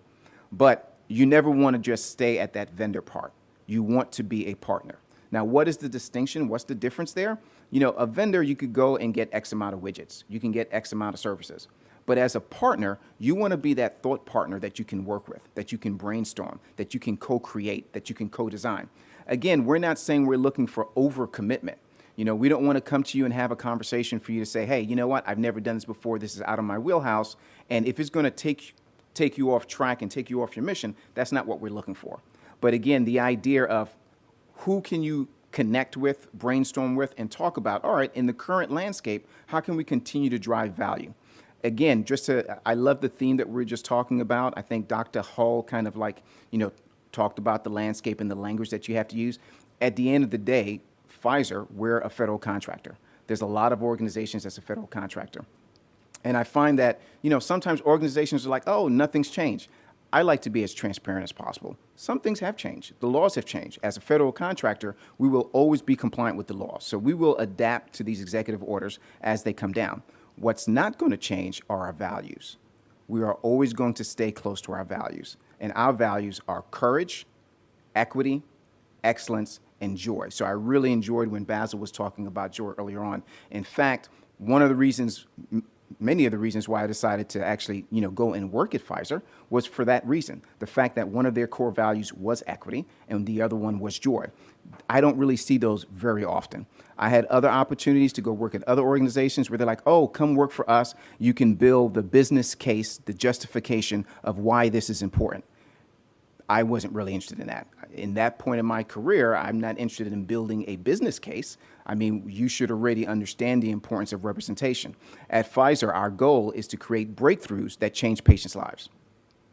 Not just certain patients, not just certain demographics, not just certain socioeconomic classes, all patients. In order to do that, you need to have representation across the board. The science requires it. In fact, when all of this started to come down, I thought I had the perfect strategy. I was like, oh, you know what? For diverse clinical trials, you have to have it. So that's going to insulate us from everything else. But in order for that theory to work, you have to really value science and understand science to the fullest. So that wasn't foolproof. But at the same time, we're still leaning in. We're still showing up. We're doing all the things that we need to do. There used to be a time where there was a requirement for us to actually fill out what we do for diverse clinical trials and for us to submit that. That's no longer a requirement. You're not required to do that anymore. Are we still doing it? Absolutely. The science requires it. So you have a lot of, and Pfizer's not alone. You have a lot of organizations that's continuing to lean in, continuing to do the work. But you need to understand what that language looks like now. So it helps us as a partner if I feel as if I'm not starting from scratch. If I don't feel like I need to explain the context that we're in and what we're working on and what it needs to look. If you're coming to me with this knowledge and you understand that collectively together we're going to outsmart the moment and deliver impact and deliver value, we'll be able to accomplish a lot and we'll be able to move a little bit faster. The different phases of partnership life cycle. All of you are familiar with it. We could probably spend an hour on every piece, but just to kind of focus on a couple that just kind of come to mind just overall. You know, the idea of really building relationships are important. One of the reasons why I like partnerships is because there's a part of it that involves negotiations. And again, you heard the theme multiple times this morning about how do we create win-win solutions, win-win for all. We don't want to work with partners where we feel as if, oh, we've beat this person down. We got so much value out of them. I'm not even sure if they're going to be able to like make a That's not success for us. Success is that you continue to grow capacity. We can scale with you more. So it's win-win scenarios that we're constantly and that we're always thinking about. That's an important piece for us. And the negotiation is an important piece because I think it's important to kind of understand that there's different phases. So first we identify an opportunity within the organization. We figure out, let's put together an RFP. We evaluate, we bring some people in. But again, the idea is after we've decided that this is what we're going to focus on, we have to paper it, we have to document it, and we have to kind of move from negotiations to, all right, how do we execute now? What does operations look like? And there's nothing that I love more than negotiating with someone who's a fabulous negotiator. I want someone who's a hard negotiator, where we can just get all of that out right in the open. And I think with experience, people understand why. If you're dealing with someone who's never really done it before or someone who's a novice in the space, they never understand when they've succeeded in having a good deal. And you end up kind of going back and forth. And you feel as if that negotiation stage never really ends. So if we're moving into execution mode and we're moving into operations mode, but you're still trying to sell add-on modules, that becomes a little bit of a challenge. I'll give you a perfect example. Working with one of the partners that we brought in to deliver some outstanding research, and they do fantastic work. And it's feedback that, you know, my team and I, we've provided them with. But, you know, they were coming in, they were doing fantastic presentations. And after the presentation, we're like, do you have any questions? And I'm like, actually, yes, I do have some questions. You know, fabulous work. But I'm wondering if we cut the data in another direction, what would that look like? And they were like, you know what, that's a great question. We don't have the answer for it. We'll circle back. They circled back with the answer. I didn't realize that was a separate research project, and I was going to get a separate charge for. So if it feels like you're being nickeled and dimed, it's not a great feeling. It's like, you know what? You're not going to be my first call anymore. I'm good. So again, with the spirit of partnership, we're in this together. It's collective. If you do feel as if maybe you negotiated something a little out of scope and you're overextended yourself, it's important to have that conversation. Let's not try to find a back way. So understanding the different phases, I feel, is very important. And I'm always a big fan of, you know, under promise and over deliver. That always wins. And I think everybody understands that recipe and how that works just overall. The other piece, too, I think, is really understanding, you know, different organizations and different cultures, and understanding that, you know, processes apart, got to have patience. The person that you're dealing with in the partnership, that's probably not the only person that you're going to be working with through the organization. One of the things that I found is that, you know, when you take a look at the circles of the different organizations, coming from different spaces, all have different cultures. So we have to manage expectations on both sides. So I think oftentimes when I work with non-for-profits, letting them know, hey, you're working with my team. Oftentimes you might not be, when you're moving into operations, you might not be working with me directly. You might not be working with a member of my team. My job is to introduce you to the rest of the organization and to make sure that relationship is a success. And the way I do it is by making sure that you show up in a strong way. But also I go back to my organization and I have to remind them, you know, because sometimes on my side, my organization might not have realistic expectations in terms of, oh, well, I asked for this yesterday, I didn't get this. I have to remind them, these organizations that we're working with, they don't have 80,000 colleagues. They don't have 10,000 people running marketing and 10,000 people running sales and 10,000 people who are on the commercial side and another 10,000 doing international. They may not have all that. So managing expectations through different cultures, I find to be just very effective. We talked about, you know, win-win scenario, making sure that there's value for all. You know, sometimes when partnerships can go a little bit off, we were talking about the importance of alignment when you don't necessarily see alignment. You know, alignment's a very important piece. Operational clarity is an important piece as well. So variety of reasons, you could probably, you know, share some of those as well. Consistency is important, really making sure that you show up strong in a regular way, more so than visibility. One of the things that we found is that sometimes folks want to engage you in a partnership, and it's more of, why don't you come and buy tables at our gala? And, you know, we've done some of that in the past, and we've done that with organizations that we work, you know, very closely with, but a lot of organizations are just moving away from that. That's just very programmatic. You know, if we only hear from you once a year because you're doing an event or you're doing a conference, and it might be spectacular, let's talk about how we can make sure that we have multiple points of contact throughout the year. And then if we do a large event with you, I don't want to wait until the following year until I hear from you again. You know, we should have a session where we debrief, where we talked about what worked, what didn't work. But again, those relationships that move away from the programmatic, and you understand what my goals are and what my priorities are, and you can help me on a regular basis, are the ones that I'm going to prioritize. Again, we're saying that we're in a different climate, a different landscape. I also understand, and I make sure my team understand that, you know, we have outside counsel that we work with. We have multiple law firms that we work with. We have in-house counsel. So we will pull some organizations aside and say, hey, look, this is what we're navigating right now. In light of the executive orders, we've had to, you know, make some revisions with our language. Fortunately for us, the language that we used was always inclusive, was always open to all. But if we're working with a partner, and if you go on that partner's website, if their language is not similar to ours, and it doesn't seem like it's open to all, and it seems like, you know, it may conflict with some stuff that's in the executive order, it creates tension and it creates a little bit of a challenge for us.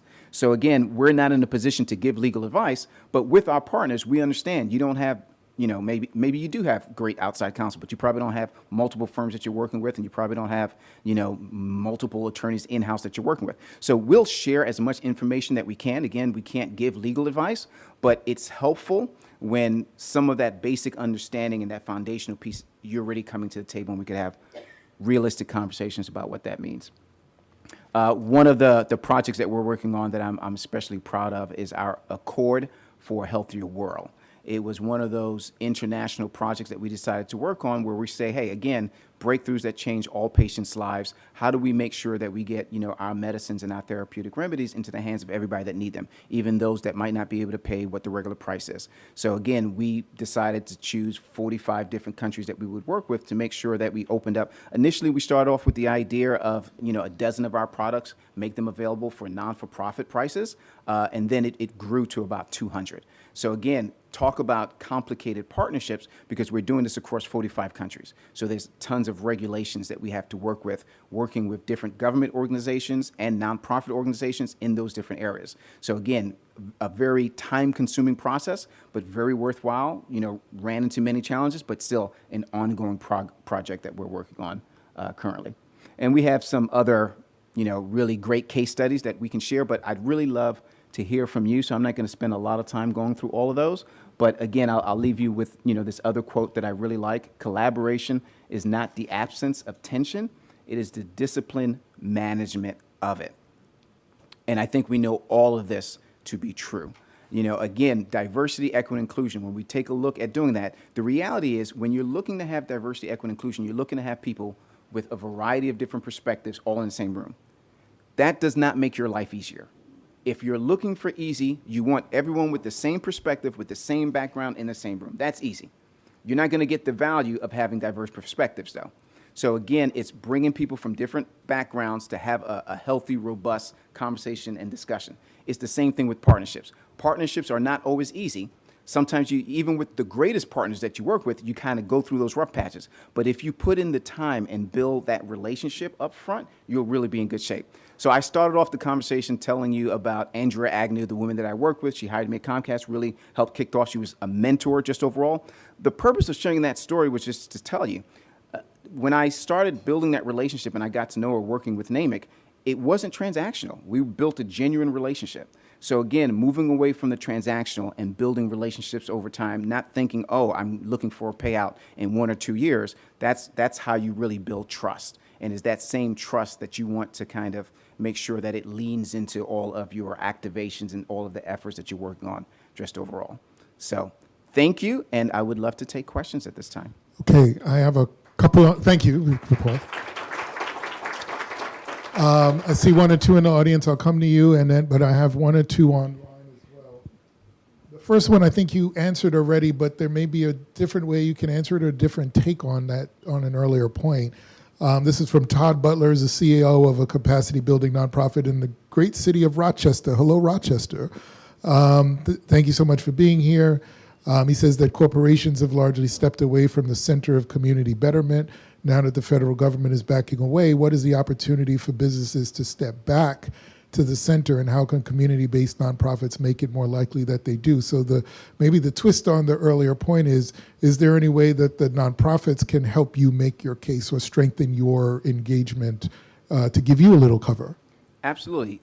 Great question, and thank you for that question. I used to actually, when we were at Cornell University, I did a semester working at Xerox up in Rochester. So love my friends up in Rochester. That's an excellent question, and the reason why I like it is because, again, it's the idea of how can we think creatively and think innovatively so that we can outsmart the moment and continue to drive impact. What helps us is if you come to us with like some ideas and some solutions. And it's okay also, it doesn't have to be fully baked, but come and talk to us and say, hey, this is something that I'm thinking about. I would love to kind of bounce around with you and see what your ideas and what your thoughts are. So this week, we actually had the National Hispanic Congressional Caucus of State Legislators come to our office. And we had the pleasure of having Governor Hochul come to our office. And we had Hakeem Jeffries there yesterday. So again, a lot of these conversations are still taking place. And we have to acknowledge that back in the day meaning 2 years ago, remember, it didn't exist unless it was on social media. Whether you did it or not, it had to be posted, reposted, and everything else. There's a lot of things that's not being posted anymore, but the conversations are still being had. That's why I'm excited to be here today, just like we are right now, having the discussions. And I think also when we talk about cross collaborations and you see the 3 circles, partnerships, don't only lie in those 3 circles. Sometimes the partnership works across organizations as well, and having the conversations to talk about what are some best practices and what work. So one of the things that I usually like to hear from some of the partners, I want to, there's no shame in my game.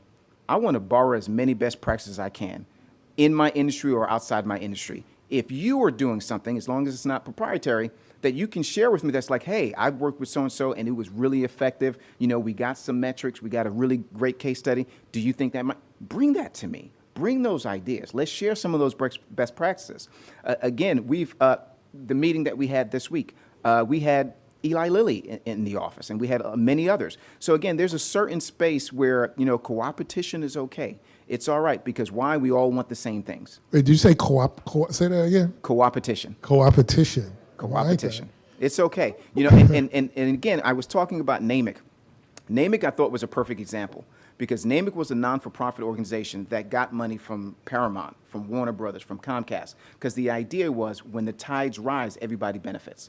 I borrowed that model when I came into the pharma industry to say the same thing. Let's bring Merck. Let's bring Johnson & Johnson together to elevate what we're doing with our employee resource group, to see how we can continue to collaborate. We know there's, sometimes we partner on therapeutic remedies as well. Why can't we also partner in terms of what we want to do for our communities, the places where we have the benefit of being able to live and work? Okay. Another question online that will come to our audience. Have you come across a really good partner assessment tool that guides a team through questions that clearly indicates yes, no? I feel like every org has a bespoke, scrappy, go, no-go framework. Really great question. We don't have like an official platform. We've been really investing in AI. So we've created agents that help us do some evaluations now a little bit more. And we're trying to find more of a uniform way, because one of the things that we mentioned, again, every department have their different partners. One of the things that I'm working on within the organization, to continue to really drive the impact that we want to have with regards to health equity. There's like so many disparities across a lot of different, groups and different areas. Wouldn't it be awesome if all of us with our different partners focused on like one area?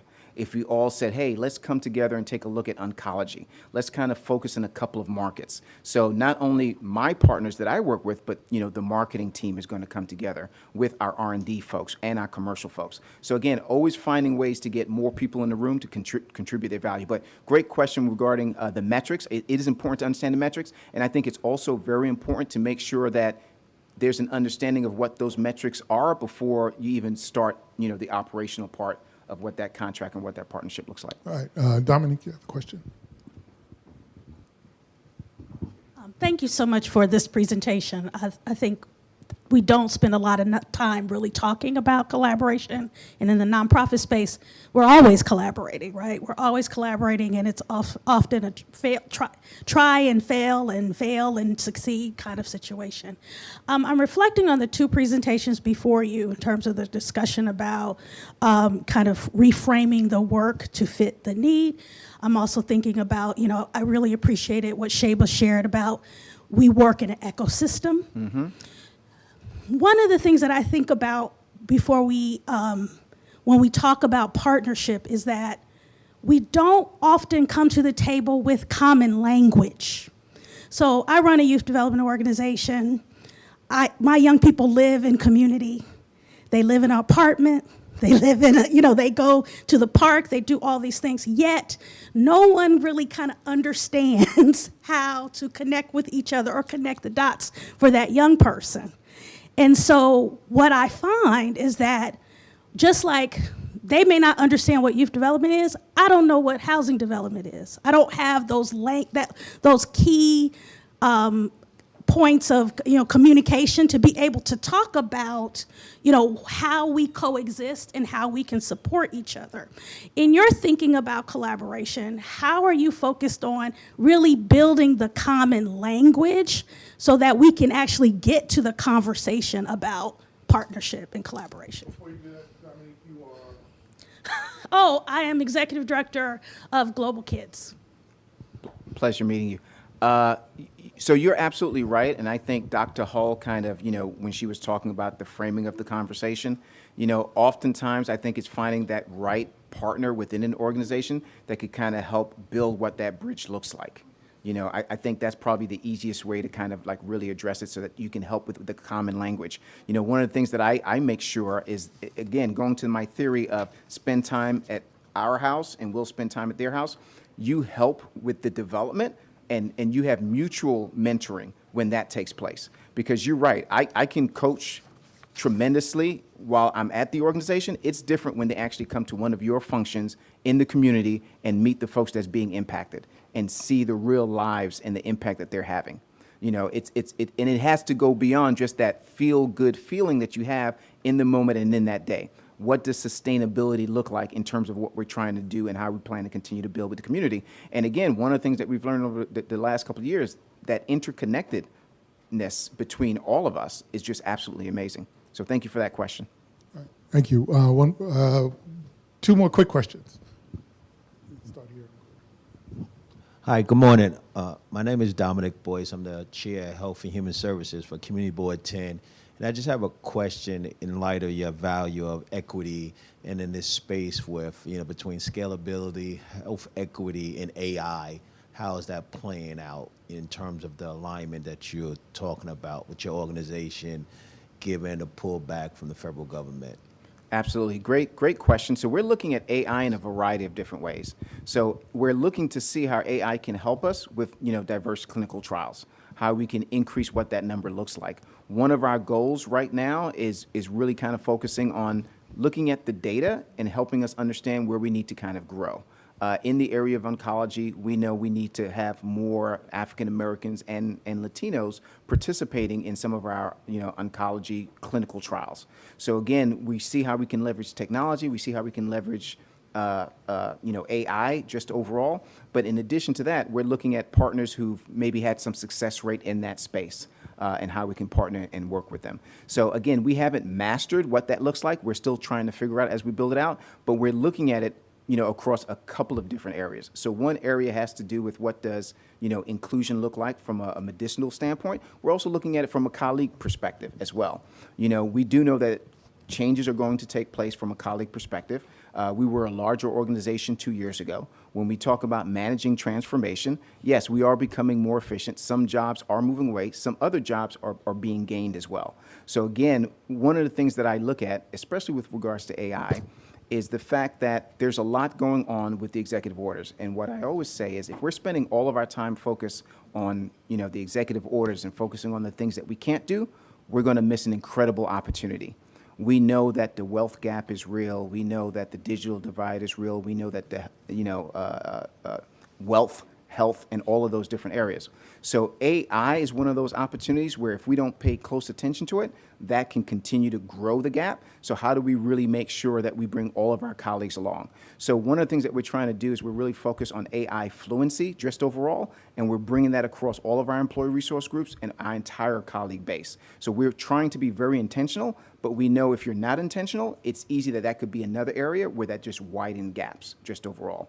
So again, we're looking at it across a few different areas, from health equity to what it looks like from a colleague perspective and a variety of different other areas. Last question. Hello, I'm Nancy Martin. I'm the Chief Strategy Officer at Cardinal McCluskey Community Services. We're a multi-service organization in the Bronx and Westchester. Thank you for what you shared today. It was really informative and thought-provoking. And I wanted to ask you about the partnerships between private and nonprofit entities. I think there is, and you really alluded to this in what you shared, a strong social impact agenda that exists in many companies and all parts of the private sector. What is the best way for nonprofits to identify where the fit could be for us so that we're reaching out to potential partners where there's an alignment and where we have something to offer that is part of their win-win equation? Absolutely, great question. I think a few resources that you can take a look at, and I'm sure you and your team probably look at them on a regular basis. Taking a look at oftentimes they used to be called your ESG report. A lot of times now they're called your impact report. So taking a look at an organization's impact report to kind of see what they prioritize, what they invest in, is really helpful to kind of get a sense of, okay, is this something that you're looking to continue to invest? And if some of those things align with some of your goals and some of your best case success wins, it's nice to really highlight that. Also, forums like this is very helpful. When you hear that organizations are coming in and they're coming to have a talk, it's a great way to meet folks. And even if the person in the room might not be the exact person, they might be able to connect you. Another area as well, always take a holistic approach to what inclusion looks like. So for us, not only is it the health equity piece and it's the colleague piece, but it's also what do we do from a philanthropic standpoint? What organizations do we choose to support? Also, where do we volunteer? But also what do we do from a supplier engagement perspective? So again, there was a time where every organization had a supplier diversity team. Many organizations still have requirements. So again, there's the federal requirements, and then there's also state requirements. So even if you may hear an organization pull back in terms of efforts that they used to do from a supplier diversity perspective, states like California and New York will often say, hey, you can't get rid of this because an executive order to do this because there's still state requirements. Perfect example, I used to work at Verizon. So I know, Verizon made some adjustment and made some changes, but in the state of California, they're like, hey, we still need to know what are you doing to really make sure that you have women representation and veteran-owned businesses and disability-owned business. So again, it's important to kind of take a look at some of those trends that's taking place in the market and to kind of see how we can help those organizations and always acknowledging the fact that, hey, as an organization, I know that you're learning how to walk this, tightrope. But this is how I can help you. This is how I can partner with you. So again, oftentimes they used to be called supply diversity. Within our organization, we refer to our organization as our supplier development and discovery. And again, there's still a process in terms of how do you onboard organizations and just give people the information to know how do you respond to an RFP.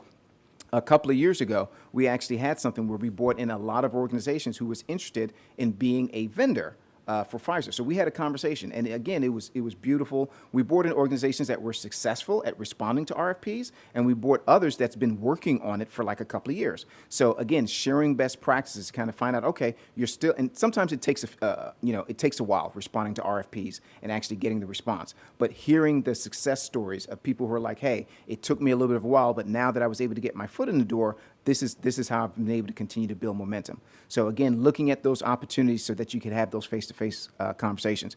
And I do believe a lot of organizations are still moving forward with those efforts. You just have to know how to look and how to find those. Thank you for the question. Thank you, sir. Appreciate you. Fantastic. Thank you.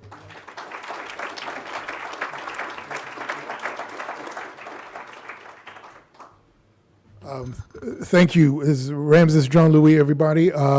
He mentioned AI in our session next week. We've got a conversation with two of our faculty members to talk about exactly that, the role of AI and tech in nonprofits.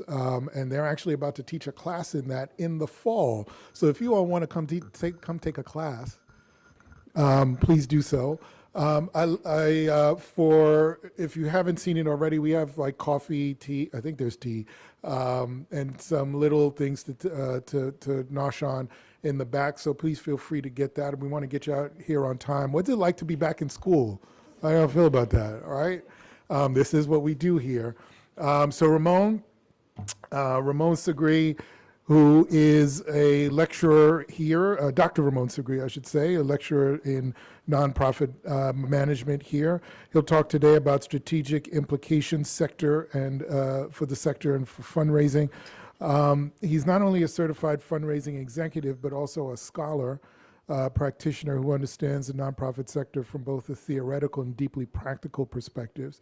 As the president of Segre Associates, he's worked with organizations to rethink how they approach development, not as a transactional function, but as a strategic engine that drives mission, sustainability, and growth.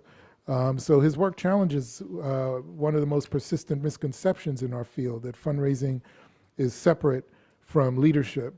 Because quite frankly, in reality, what he does every day is remind us that fundraising is leadership. So he's pushing us to think beyond short-term revenue goals and toward long-term strategic positioning. Dr. Segri, thank you so much for being here.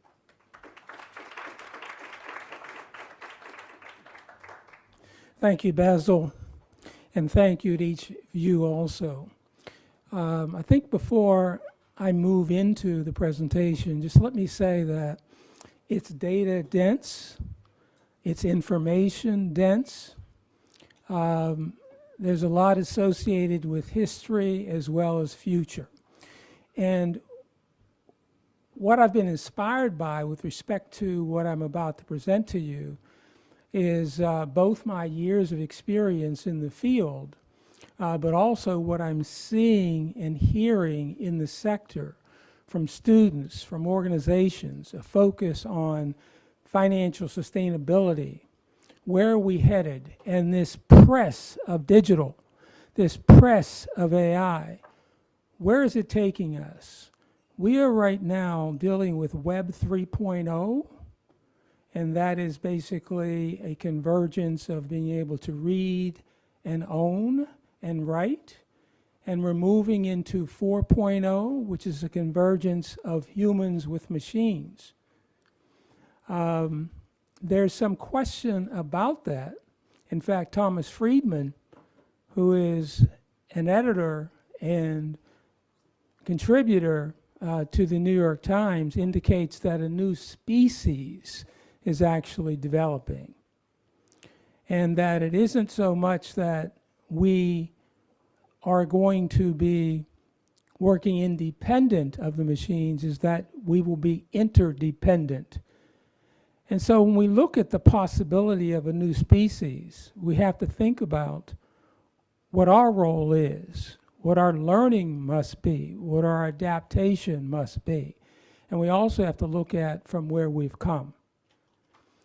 And that takes me to how I've been involved in this field for more than 40 years. And the field that I consider it to be is philanthropy and voluntarism, is really the impress of helping the human beings in whatever way, shape, or form, not only in this country, but around the world. But as I've seen the profession evolve and organizations evolve, we right now are moving ever so rapidly. And what I hear from my students and what I see from organizations is that we've got to get our arms around this. You know, when we take a look at the number of nonprofit organizations in the country, 1.2 million, but about 60% of those have annual budgets of less than $50,000. So all nonprofit organizations aren't the same, as it were. But when you also take a look at what they're focused on and what other organizations that are mid-range and larger are focused on, they're focused on their share of resources in that contributory pot. And when we take a look at the dynamics of politics in this country, the economics in the country, and what's happening with wealth explosion, there's a lot of focus and policy giving deference to those at the higher end. And that does have significant impact on organizations of all types and sizes.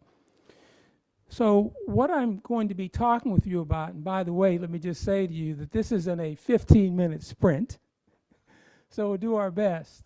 But in some respects, it really plays into and aligns with where I'm at on this subject, because I'm still thinking it through.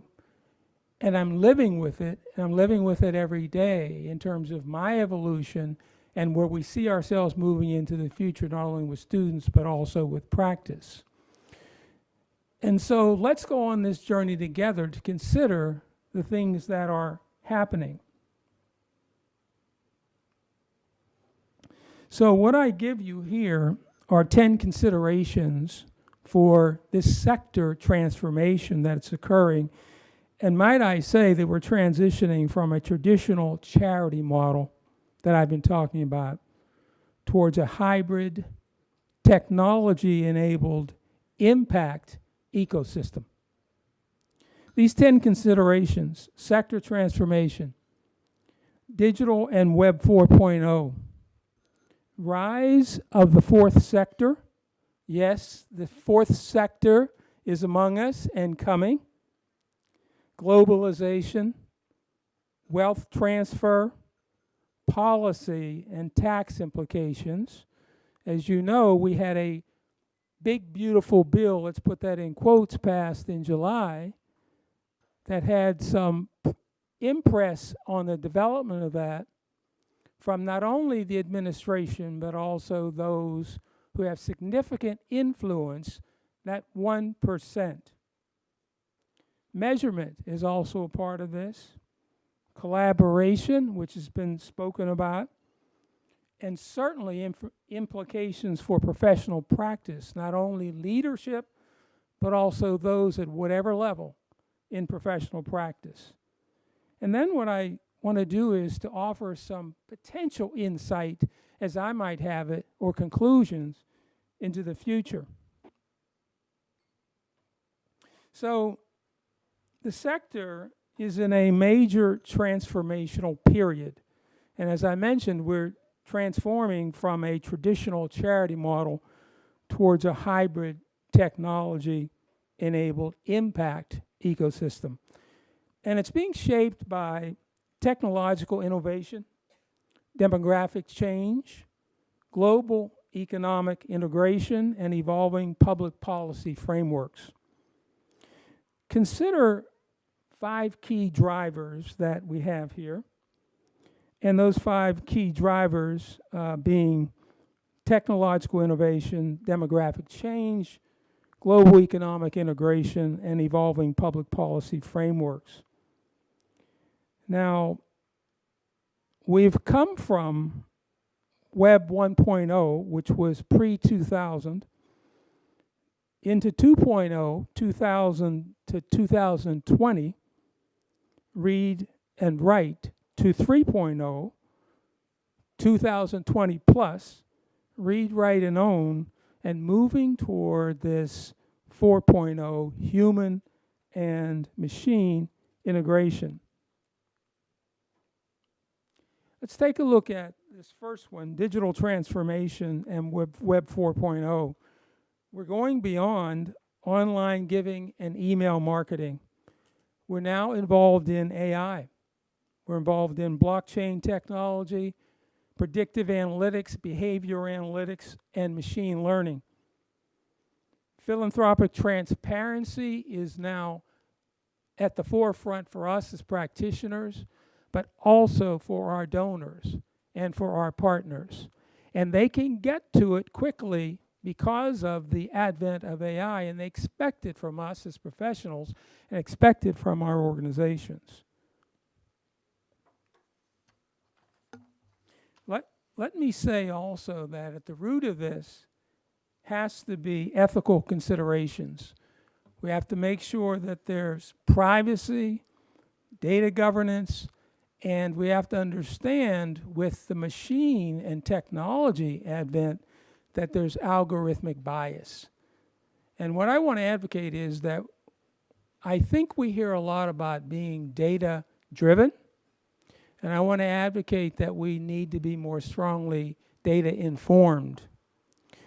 What's happening as we move into 4.0 is that leaders, individuals, organizations are being influenced by private equity concerns and the private sector concerns and those donors on the higher end. And we've got to stay focused on mission and be mission-driven and not owned by the data itself. So the rise of the fourth sector, and you see information here, what's happening is that nonprofit organizations, as well as the private sector donors, are beginning to focus on benefit corporations, social enterprises, mission-driven startups, impact investment funds, and hybrid nonprofits. And what you see here is a combination of being mission-driven, traditionally as we've been, and moving toward investments that can garner to individuals and organizations who have traditionally been philanthropists, but who now want a return on their investment, not only with impact with respect to your programs, but they also literally want impact with respect to a return on dollar investment. A good example is that when I was face to face with a donor not long ago who traditionally gave $100,000 plus to the organization, didn't want to hear any of that anymore, and knew that the organization was moving towards, as well as the social fabric, toward impact investing. He only wanted to talk about his $100,000 or $200,000 plus, providing not just impact for the organization, but impact with respect to revenue for him.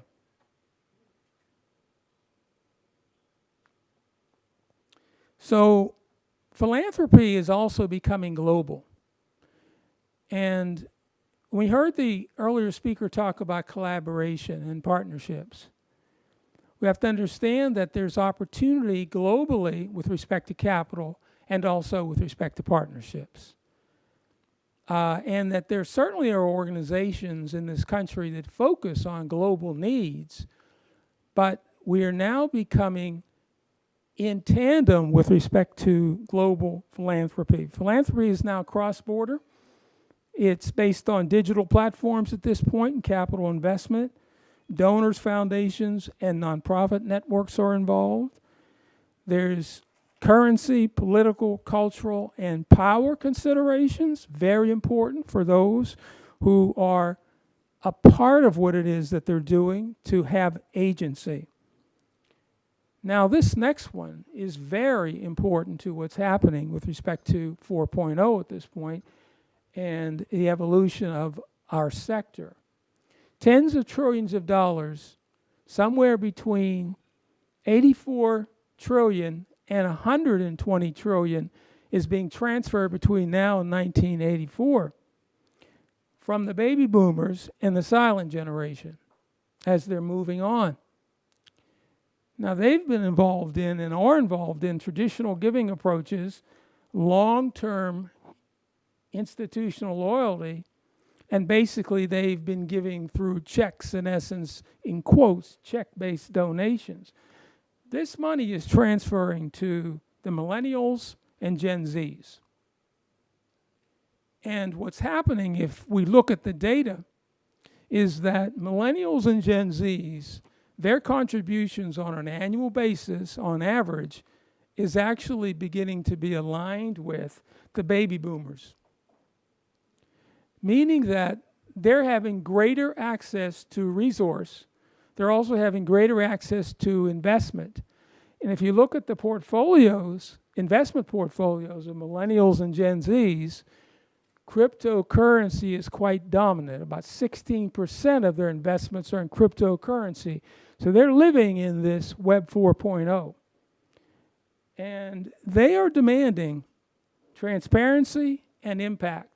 And that impact is not just programmatic impact, but it's also monetary impact that I mentioned earlier. Digital first giving platforms for them, and this impact and impact investing that I mentioned to you. And so while there's this tremendous opportunity of monies coming from generations that are passing on and coming through millennials and Gen Z, and some of it directly to organizations, we have to understand the mindset, the characteristics, and the way in which we can begin to communicate, not begin to, but need to communicate with millennials and Gen Zs. Now, also, what's quite important for us is to understand, and I've mentioned to you that public policy changes and tax incentives are creating some real opportunities, but largely challenges for organizations, because the way in which the traditional giving has operated is now changing significantly. Public policy changes are definitely affecting significantly. There's fiscal reform afoot, tax implications, And something that's happening also is this donor advised fund explosion. And many organizations are leaning into DAFs as well as we should be. It's the current trend, as it were. And what's happening is this is providing an opportunity for individuals at whatever levels to set up their own, so to speak, foundations. But what's also happening with this, as you see, the assets of $326 billion is that money is not coming to the organizations, which it historically has been coming to. It's being wholesaled and being invested. And what's also happening with respect to organizations that are the repositories of these monies is that they don't all have the rules associated with distributing those monies on an annual basis. So it's providing opportunities for giving, but it's also taking a lot of opportunity away. And we find ourselves in the field being a part of this, but we've got to take a look at it and be very careful and mindful of it. Now, impact measurement and accountability is extremely important. Digital platforms are occurring with respect to tracking, assessments, and investment decisions. And as I mentioned earlier, a caution with respect to being data-driven, which is, in a lot of respects, it is private sector nomenclature.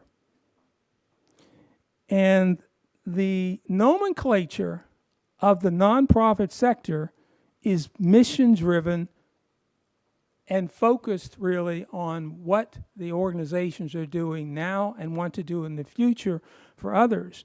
And that's why I want to argue that in this moving toward 4.0 in the fourth sector, we've got to be very careful that we're not owned by being data-driven, which is the language of the private sector. I'm not saying that the private sector and what's offered is bad, but we have to take a look at it and make sure that we're not being controlled.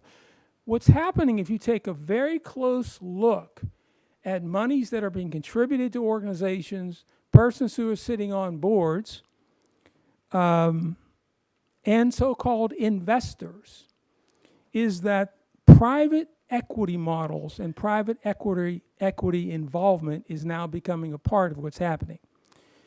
And what happens with private equity is that there are strict guidelines that they have associated with when they need to see a return on their investment. And those investments that come to nonprofits that are in the private equity space might not align with the qualitative nature and timelines of the organizations. So we have to be very mindful of what's happening. While it is quite helpful to us in our organizations and as practitioners, it also can be a challenge for us. And we have to be very careful of ownership. Qualitative versus quantitative.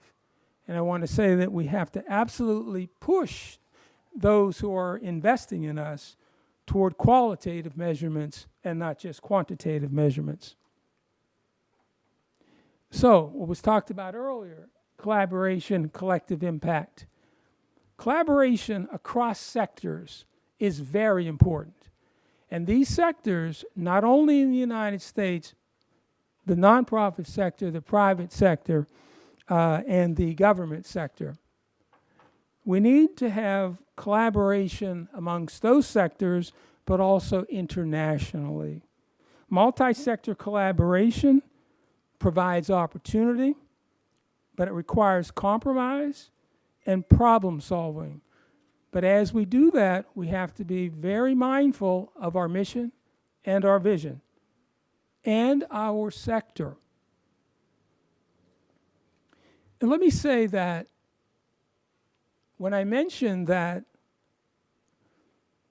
about 60% of the nonprofit organizations in this country have budgets below $50,000. And frankly, as I've advised organizations with budgets that are significantly higher, And I mentioned earlier that the attention is really on financial and organizational sustainability. So with this collaboration, it is a path to sustainability, because we can't think that we can just go it alone in this significantly dynamic marketplace. And it might even be that sustainability might be collapsing the organization or other organizations around mission into one. Now, this is very, very important. Strategic implications for leadership. Giving attention to this and the skills that are needed. There are a broad set of competencies. When you take a look at these competencies, they're very different. They're not your mother or your father's or your grandfather's competencies in this field. The competencies that are now needed from leadership in the sector, and I argue also from fundraising teams, is technology literacy, policy navigation, global collaboration, impact strategy, along the lines of what I've been talking about, cross-sector strategy, and donor relations. Now, I want to just really pause on donor relations, because it's still relational, regardless as to the level of giving from our constituencies. It's still relational. But we have to understand that the impress that's occurring with human beings and with donors that distract them, that can potentially keep us from being as close to them as possible. When I think about the fact that I've been working largely remotely for the last 5+ years, and I can tell you that I get close to the persons that I communicate with through that one-dimensional communication, but it isn't like the multidimensional relationships that you have face-to-face. We have to really be attentive to what's happening with respect to the relational aspects of our sector, as relates certainly to donors. Now, there are ethical dimensions with respect to digital philanthropy, and so we've got to keep our eyes on these. Agency, that's important to those who are involved. Equity, that's important. But understand that this sector, this practice and professional practice is ethereal. It comes from philanthropy. It's innate to human beings, and it's rooted in ethics. And we certainly see a lot of movement away from ethics as we take a look at things that occur politically, etc. So the evolving sector and the evolving fundraising ecosystem. We're moving from the traditional era, online fundraising, which has basically been email marketing and social media and national reach. And now we're moving to technology-enabled social impact. This is the era that we're moving into and that we're living in. AI is moving very rapidly, being driven by them or by that. Blockchain transparency, global, hybrid models, and impact first. Hybrid models are beginning to blur our sector boundaries, some of what I've been talking about. Donors are insisting upon speed and real-time radical transparency. AI personalization is now possible, but make sure that we're looking at that personalization as having a human element and a relational aspect to it. Cross-sector collective impact and policy frameworks are evolving. So I want to give you some of my, and again, I'm a student of this, because I don't think any of us at this point know this. We're evolving through this, and what I'm postulating is that we need to give attention to it for the sake of our sector, which is moving into a fourth sector. Conclusions. This transformation is inevitable. Hybrid is the future. Technology-enabled ecosystem. Donors are changing demographics, the impact that they want and demand, and the investment that they want to give as well as to receive. Accountability is not negotiable. Radical transparency for our organizations and for those who are giving. Let me pause on this radical transparency for just a bit. One of the things that organizations will do is that we will hide our warts.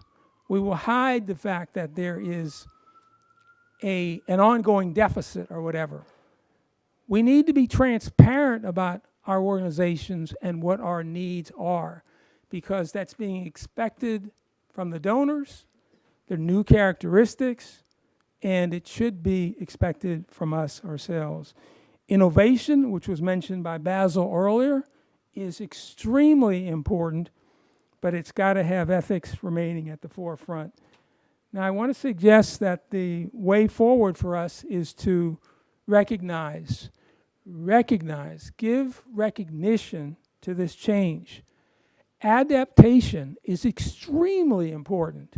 We can't run away from it, or it's going to be controlling us. Remember what I mentioned earlier, a new species is being born. Maintain our mission integrity as well as public trust, and combine our innovation with collaborative problem solving. So that's what I have to present to you today, which comes from what's keeping me up at night and what I'm wrestling with, and with what I want to continue to share, and also to hear from others around. Because in my classes, I hear this from the students who are wanting to put some shape to it and some language and to have some direction for way forward. Well, I say direction for way forward is to be a part of it, this adaptation.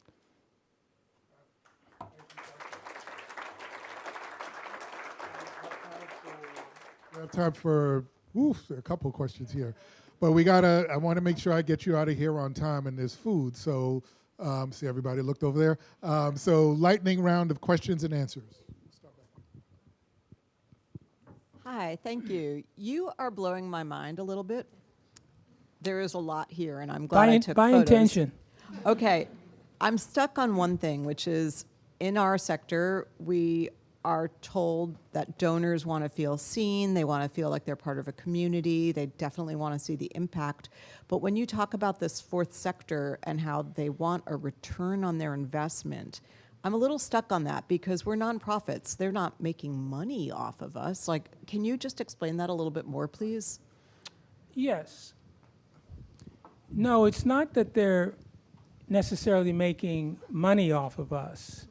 It's that the way in which they are making their contributions is that there are now opportunities through policy changes in the government that allow nonprofits to be formed in a way, as well as the private sector organizations to be formed in a way that they can do two things at the same time.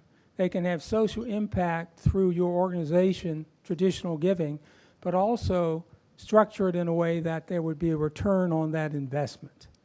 So the example that I gave you of the person who has been giving historically somewhere between $100,000 and $200,000 to an organization that was in the philanthropic context, joy of giving, not looking for return, is now understanding that that organization is talking about impact investment as it is challenged by fiscal sustainability and is looking to new ways to generate revenue, but also is being swept up in the move that's now in the fourth sector.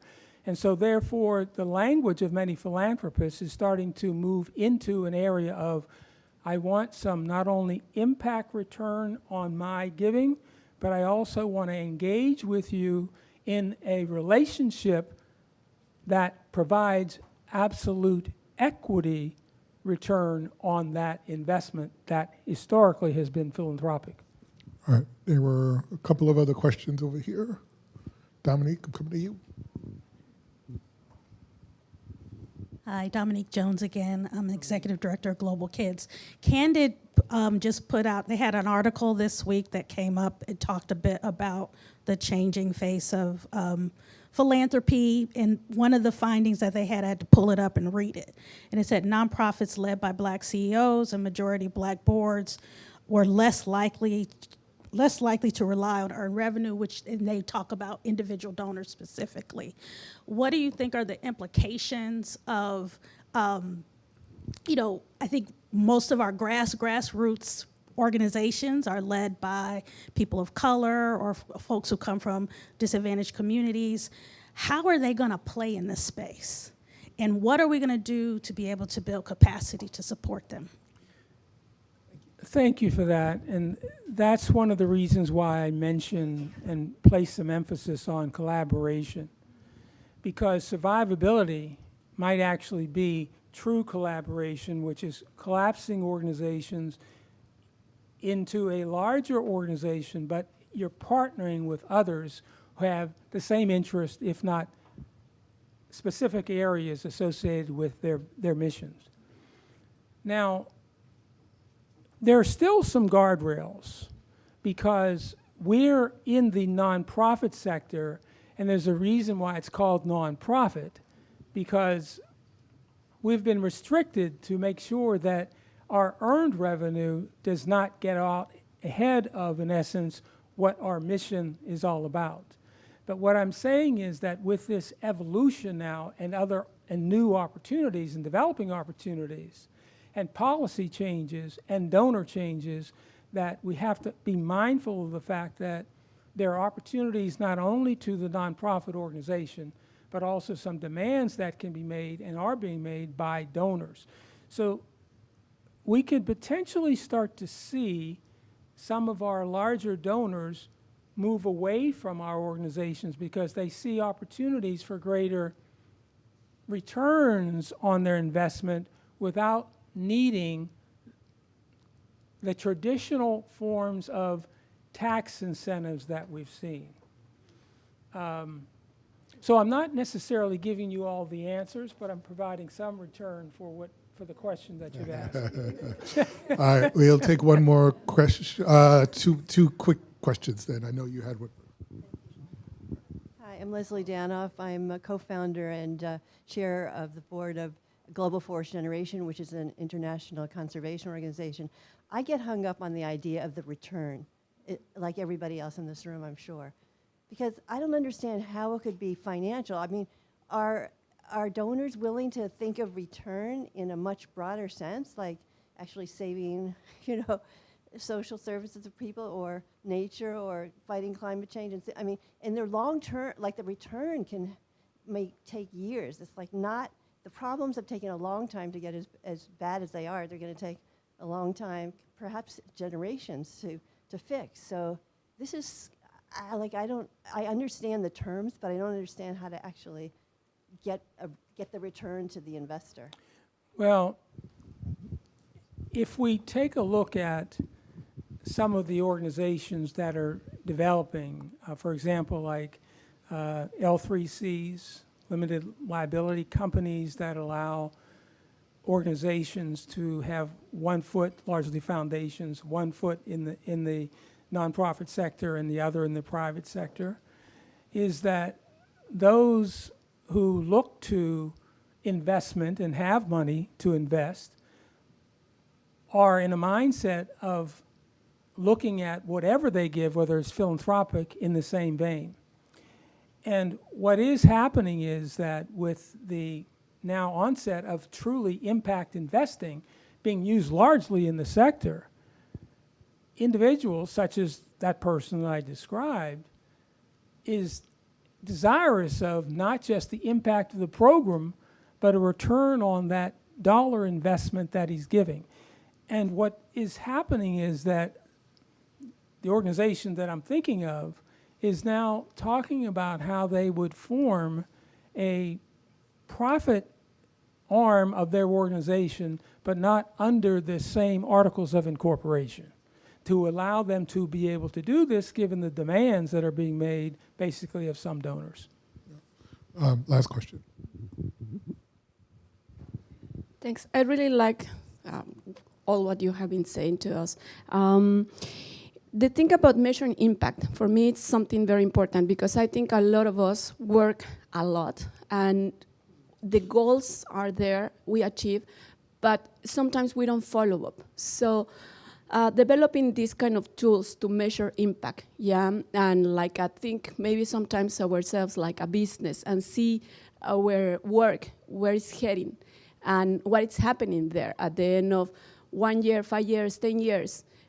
Do you have any recommendations for us where to find out how that tools? Absolutely. Thanks. And I want to give you a one-stop shop for this, because there are companies that produce software, there are companies that will consult for you, and certainly at a fee to be able to do this for you. But all you have to do is go to the Association of Fundraising Professionals website and look up the financial performance indicator, FPI, but more specifically, there's a net fundraising analyzer that can be used. And so it already has templates, Excel sheets set up for you to plug and play, to put your information in.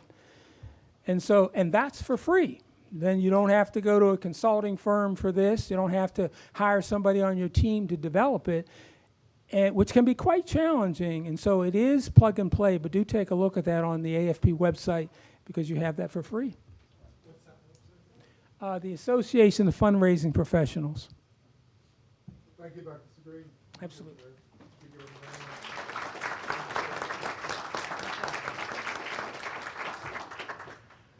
Thank you so much. We've talked a lot today about students. We've referred to them quite a few times. So why not hear from one? You're actually going to hear from two today. Before I say that, though, there is actual like food over there. So if you want a bite to eat, we wanted to make sure that everybody was fed. We've got the last few speakers coming up now because we want to make sure to get you out of here on time. But we got food, so please feel free. But give your attention to one of our students, Aiden Coffey, who is a graduate student here in the nonprofit management program. It's especially meaningful to introduce Aiden, whose work reflects on the next generation of nonprofit leadership and policy analysis. And before we were talking a second ago, he said that he just wrote an article based on something that Ramon just talked about. So we love that. We love that. So Aiden, come on up.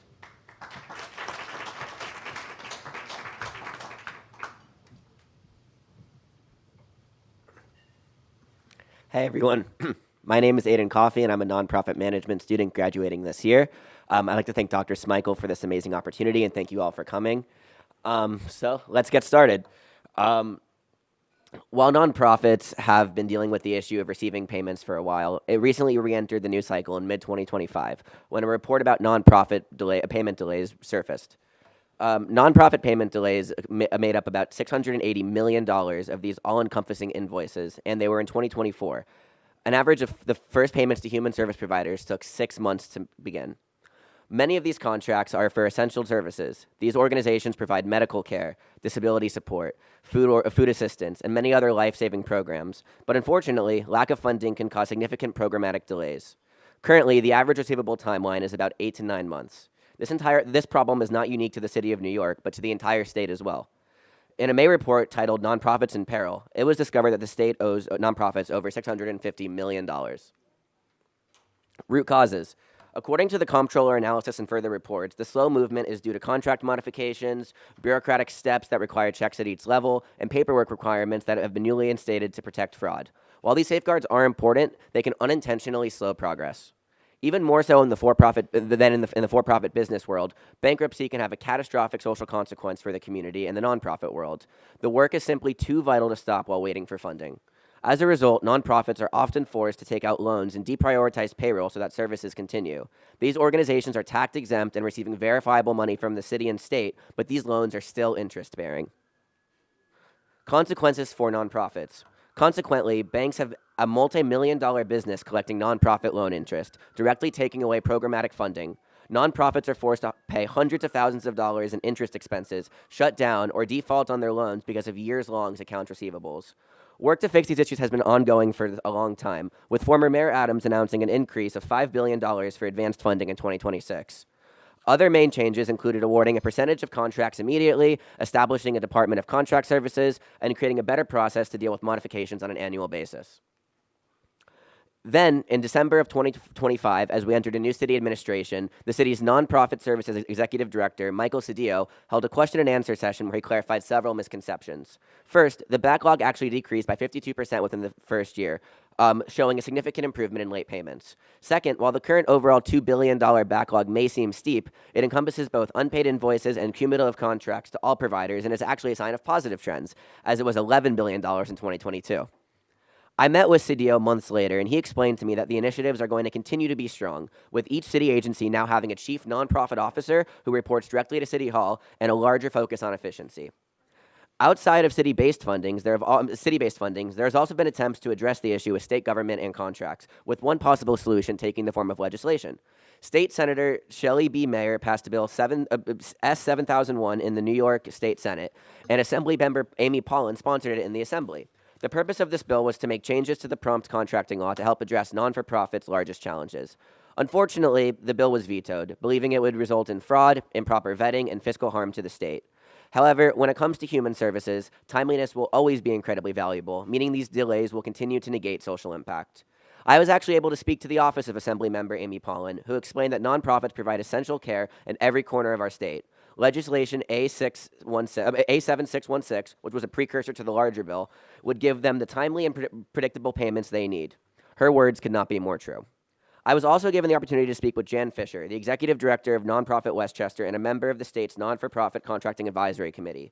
She and others spent much of this year pushing for the reforms such as this one, and unfortunately, it did not pass. However, continued advocacy must continue, and Fisher reaffirmed her commitment towards legislation. Our solutions and path forward. Well, major banks hold in excess of trillions of dollars in outstanding loans. Consequently, these banks should be able to provide interest-free loans guaranteed by the city or state to make up for delayed nonprofit funding. Additionally, tax-exempt nonprofit banks that do not charge interest on loans and instead earn commissions on idle account funds are an exciting new type of instrument that can fix this issue as well. A great example of another type of solution is the Fund for the City of New York, which has a cash flow loan program that has made over 17,000 loans to nonprofits worth $1.76 billion since 1976. Their system works by having a one-time service fee of 2%, but only when the loan is dispersed. While a great solution, still this is not enough. The overall problem here is simple. Essentially, tax dollars are being used to pay nonprofits, but because payments are delayed, that money is being redirected as interest into banks. Overall, while the veto is a setback for the state, reform is clearly possible based on the progress made with city contracts over the past year.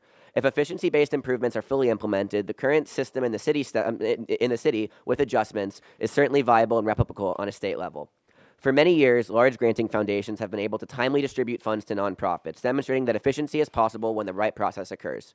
Whatever changes occur, the transition will not be easy. However, with our current focus on filling city jobs, the resources and manpower will exist to make this progress. Whether through collaborations with banks, internal process reform, or continued backlog reduction, we must continue to update the current system to improve the speed at which positive social impact is created. Fortunately, leaders such as the ones I virtually spoke with, especially Michael Cedillo, provided optimism in a time of uncertainty. And to end with a reminder, our work is about humanity and impact, and we must continue to focus on who we serve.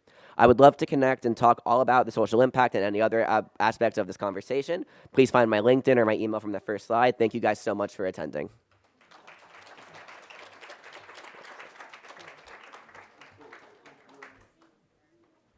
Let me tell you, when he says he called everybody and talked to everybody, he really did. And it wasn't at our urging. And we love Aiden for his insights, but also his energy. I mean, just the fact that he has been leading us so much has been incredible. So we love to make sure that our students have the platform to be able to do the work they do, and encourage them at every step of the way. So thank you, Aiden, and you'll hear from another student to close our conversations today as well. But in the meantime, as you're eating, I'd love to bring up Brother John Hicks. John is a lecturer in our nonprofit management program. He's going to talk today about the new rules of foundation giving. He will talk a lot about what it means to engage some of our most important partners in the work that we do. He brings decades of experience in fundraising, philanthropy, and organizational strategy. As a certified fundraising executive, he's worked with organizations across the sector to navigate an increasingly complex philanthropic landscape. A landscape that you've heard so much today is changing. And his work helps organizations understand these shifts and, more importantly, adapt to them. So, John, thank you very much. Look forward to your remarks today.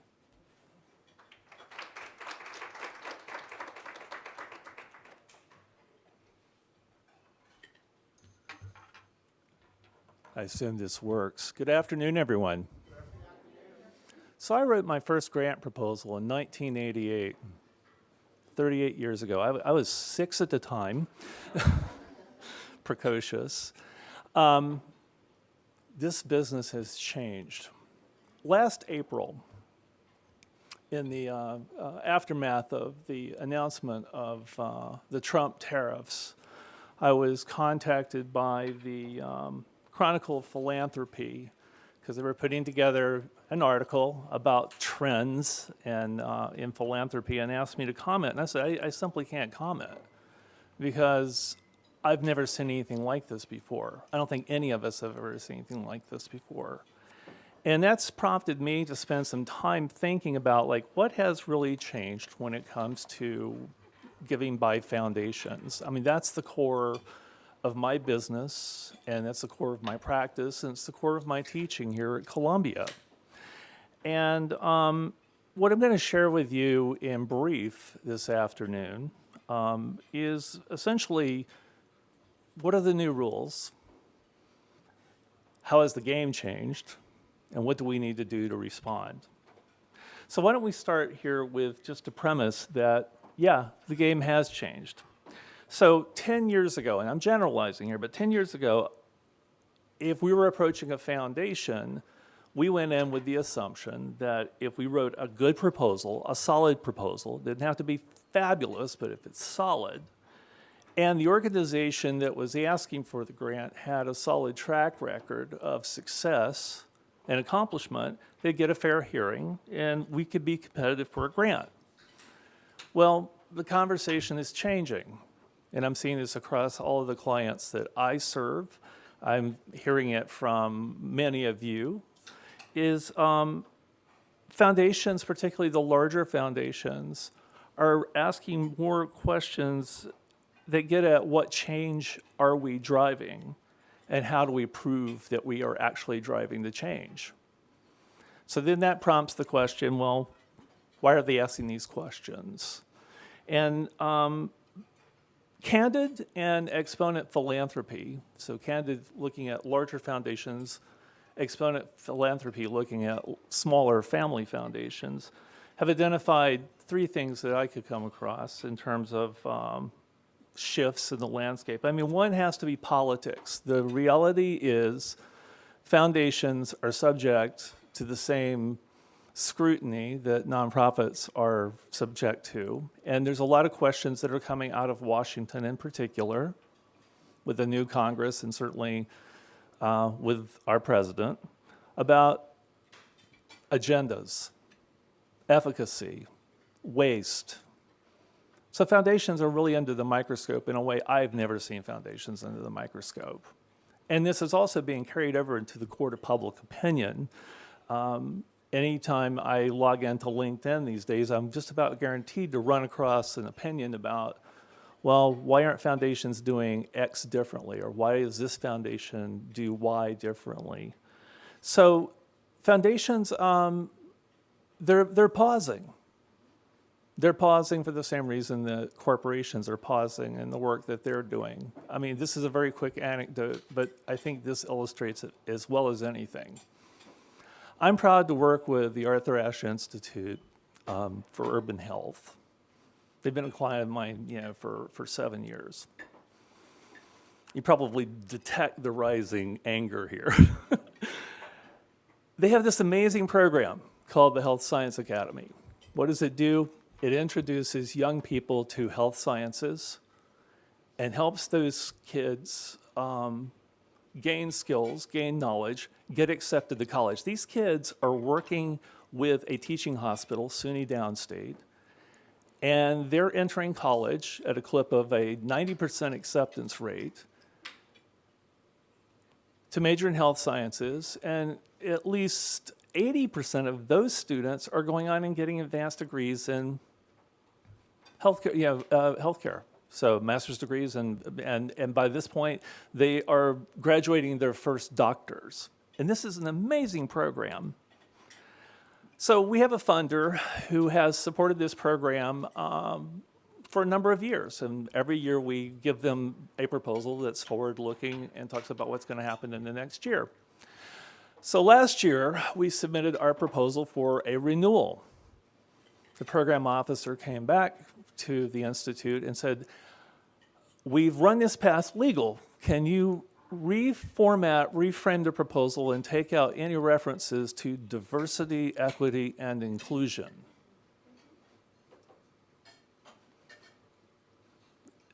That never has happened before. And so foundations are feeling the press when it comes to politics. They are feeling rising pressure when it comes to accountability, as I mentioned. And they also recognize that we are operating in an environment where the squeeze is real. We're just being asked to do more with less. And then there's a fourth thing, which I don't have up here, but Ramon and his comments, inspired this. And I said, the light bulb went off. I mean, the other thing which we have to recognize is that there's a generational shift in the leadership in foundations. So when Ramon appropriately pointed out that donors, or a rising number of donors, are millennials and Gen Z, well, the questions those donors are asking charities they support, they're bringing into boardrooms. And those are the program officers we're dealing with as well. So this means that if you take all of this, there are at least 4 rules that are reshaping how foundations are giving money. And this is, these are things that we see in our day-to-day practice. So the first one is that for larger foundations, fewer, deeper relationships are replacing basically what they would consider in the past a scattershot approach. And what this means is that they are picking and choosing out of potential partners to give larger amounts of money. But what that also means is that it's far more competitive to get a grant for a nonprofit now than it ever has been before. I mean, the reality is, and again, Ramon, thank you for sharing all that really great information, because one of the things that you pointed out appropriately is that when we talk about, 60% of nonprofits having budgets of $50,000 or smaller, which is a hard lift if you're approaching a foundation, that means that they're focusing on 40% of the marketplace. And so the reality is that, foundations are not as accessible as they used to be.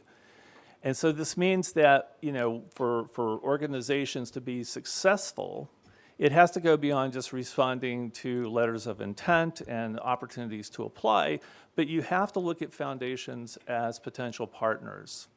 This was something that our speaker from Pfizer got at quite eloquently very early on. So I think that when I think about the work that I do as a consultant, I think that we have shifted in our work from thinking about grant-seeking programs to strategic partnership building.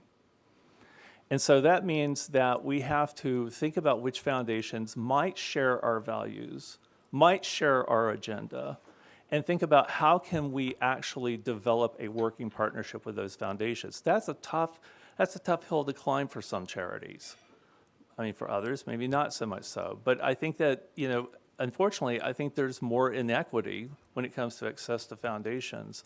like right now than it probably was 5 years ago, certainly 10 years ago. Secondly, for family foundations, smaller foundations, we're seeing more of an emphasis on multi-year flexible grants. Now, the good news is when we say multi-year flexible grants, that's a very eloquent way of talking about general operating support. And some of you may remember that Darren Walker, former head of the Ford Foundation, some years ago, maybe it was 2 or 3 years ago, he started this incredible public conversation about the importance of providing nonprofit organizations with unrestricted funding. And couching this and framing it as these are important investments in the ability of an organization to deliver on mission. Well, the good news is that smaller foundations are paying attention to this, but this comes as a result of trust-built relationships. So earlier we've heard speakers talking about the importance of relationship building, with corporations, with individuals. Well, it's working the same way with foundations. Evidence of impact, not activity, is non-negotiable. I mean, one of the things that organizations have to do is become more data-driven. This morning, I was sitting there thinking to myself, Dr. Hull is not just delivering a keynote. She gave us a masterclass in how to engage in data-driven storytelling. If we paid attention, she picked three important metrics that Girls Inc. is following, and crafting this story of impact around those three metrics. Well, this is something that I find that we have to do more and more in our work. And so, part of this is if you can frame your impact and talk publicly about your impact, that's a great calling card. And so we're going to talk in a moment about how leaders can do this more effectively and more efficiently. And then finally, funders are now thinking more like investors, and they're asking questions about the balance sheet. There's a question I ask my classes at Columbia every semester, right, in the very first class, which is a nonprofit organization a business? Now, I've seen this debated, again, in LinkedIn and other platforms, and how I'm going to posit it is, yeah, you are businesses, because you are in the business of change. You are change agents. And so there were some questions earlier about, what is a return on investment for a donor? Well, it's the results, it's the impact. So how do we monetize this? Well, how we monetize it is, how are we investing money in getting to those solutions? I remember some years ago, I heard Abigail Disney give a talk here in New York at an AFP, Association of Fundraising Professionals event. And I remember the last thing she said in her closing remarks, she said, I want you to remember that you are our hands and our eyes and our ears. I don't go where you go. I don't do what you do. I don't see what you see. But without you, my money is meaningless. And there's our return on investment. So this means that instead of framing out, for example, overhead, you remember which is really the word we're not supposed to use, and the number we're never supposed to include in a budget. Yeah, exactly. I mean, we get the pushback on it. And then there's, the artificial, it shouldn't exceed 20%. Well, the reality is that we can't run a business unless we are investing in capacity. So what I'm seeing, which is rather encouraging, is more program officers asking questions of my clients, and maybe you're experiencing the same thing, which is, tell us where your pain points are. What's going to get in the way of you possibly delivering the program here? We see a bunch of restricted money over here to pay staff salaries. That's great, but can you keep the lights on? Do you have appropriate data solutions? Do you have appropriate databases? Have you invested in training? So the thing is I think there's an interesting conversation, fostered in part, I think, by Darren Walker, where we have opportunities to do different kinds of storytelling around our numbers. So that means, really understanding how to interpret our budgets and our balance sheets to donors. So what does that mean for those of you who are leaders, which I would think qualifies everybody in this room? What do we have to change? Well, one thing is that we have to shift from grant seeking to strategic partnership building, and I mentioned this earlier. What this means in terms of, I think, where I've seen the most effective application of this is positioning your organization, positioning your leadership, positioning yourself as a thought leader. One of the things I'm encouraging my clients to do more of is get out there and tell stories. Put posts up on platforms like LinkedIn, because you're going to run into people who work at foundations on LinkedIn. I'm going to give you one hard tip here, which I think could work pretty well for you. If you are having particular successes, if you've identified particular best practices that are effective, write up a 150-word post. Use AI to help you draft it if you need to, and drop it onto the Stanford Social Innovation board on LinkedIn. That board's followed by 15,000 people who are in the change agency business, which means you have an opportunity for 15,000 people to see what you are doing. Part of those 15,000 will include people who are associated with foundations. So that's one place you can amplify this. The Stanford Social Innovation Review. So there's a group on LinkedIn. Put it there. And you can find other platforms for it as well. But I think the main thing is you have to get your stories out there so that they know who you are.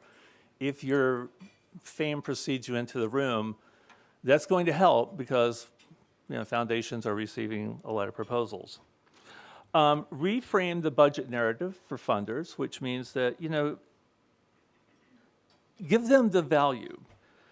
Give them cost models that show the real cost of doing business. There's a such thing as a bad grant being a grant that's not big enough.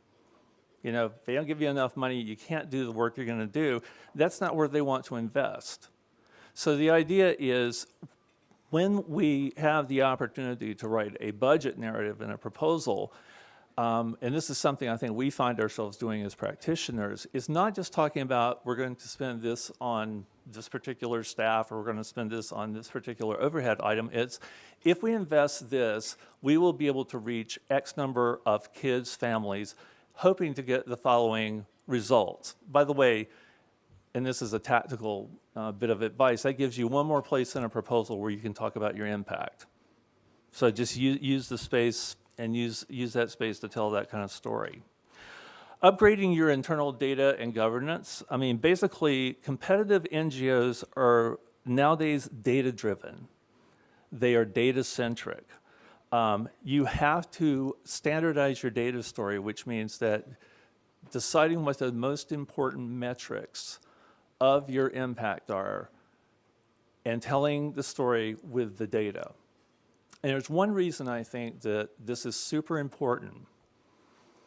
What I think helps organizations stand out with foundations and helps you to be, let's say, more competitive when you're asking for money from a foundation is one word: relevance. Why are you relevant right now, this year? How will you be relevant a year from now? And your relevance story is always going to change. I learned this. I think a lot of us learned this during COVID. I watched organizations raising more money than ever during COVID because all of a sudden people are paying attention to their missions. All of a sudden they were telling stories about how we are relevant right now, helping kids, helping families, helping communities. So thinking about the environment in which we're working, using data to craft a story that tells impact, and therefore helps us to establish or reestablish our relevance. And then finally, I think it's not being afraid to embrace vulnerability and adaptability. Ramon spoke eloquently about transparency. Transparency has always been central to philanthropy, and especially philanthropy in the United States. We are the most transparent nonprofit. We have the most transparent nonprofit system in the world. When you think about it, you can go online and you can pull a tax return or a 990 PF return on a foundation, see exactly where they invest their money, where they give their money. They can do the same for us. There's complete transparency there. But don't be afraid to be vulnerable. I mean, if you are experiencing pain points, make the funder aware. It's not about we're failing. It's if we were able to address these pain points, we could do a hell of a lot more good in this world. And you hold the keys.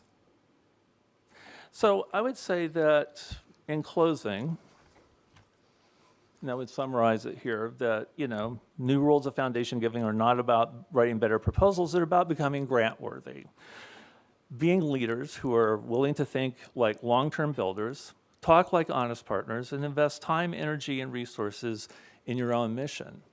Tell that story, and people will want to hear it. Thank you.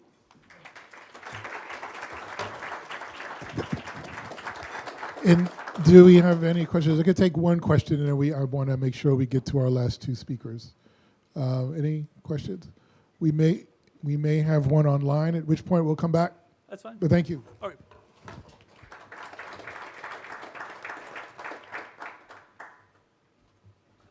Again, John is one of our great lecturers here in the program. So we teach grant writing, I think, but we got a class this summer in that. So thank you so much, John, for all that you do for the program. I want to bring up another colleague, faculty member here, Astrid Andre, who will talk about risk management within governance. So we didn't really talk much about boards today, but here we go. As General Counsel at Self-Help Community Services, Astrid operates at the Center of Legal Strategy and Organizational Governance for one of the country's leading human services organizations. Her work spans regulatory compliance, risk mitigation, and board governance, all of which, as you can imagine, are important to ensuring that organizations not only survive, but operate with integrity and accountability. Astrid Andre.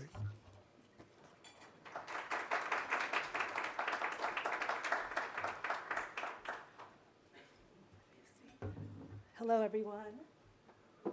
I know it's been a long day, and this is not necessarily the most interesting, but we'll try to make it. We'll try to make it so. So, as Basil mentioned, I'm the general counsel of a nonprofit, and I do work in compliance matters. And as all of you know, as nonprofit leaders, there are a lot of regulations that we have to comply with. So we do, whatever operations we do, we try to do things in accordance with that. And then we also look to make sure that we're able to assess things on a timely basis. So I teach a course called Business and Nonprofits, and I think this is one of the more interesting modules because it really goes to the heart of the work that we do. So I think I wanted to first start off to discuss what is risk management. If you look online, or I'm sure some of you have worked with risk management, or there's so many different ways to think about it. So I just wanted us to think about it in this way. So risk is really uncertainty. It's really not knowing what's going to occur and then determining how to deal with it. So and we deal with this in our everyday lives. We also deal with it in our management, as I'm sure you all do it like on your personal as well as your professional lives. So our goal is to determine a management process, adopting a process that we're able to anticipate and make sure that we deal with different risks and we mitigate against those risks and we determine how to assess those risks. And risks they vary, right? So when we look at a risk from today, it's very different than what we looked for a risk 10 years ago, or even how we'll look at risks in the future. But risks are not static, but they are things that we should look at at any moment in time. So really taking a look at that.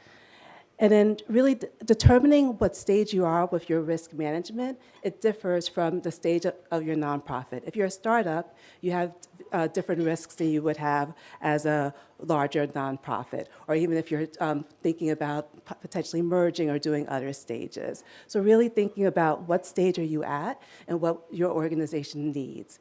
And the good thing about risk assessments or risk management is that it's forward-looking. We have an opportunity to really try to determine what these potential risks are and how we can deal with it.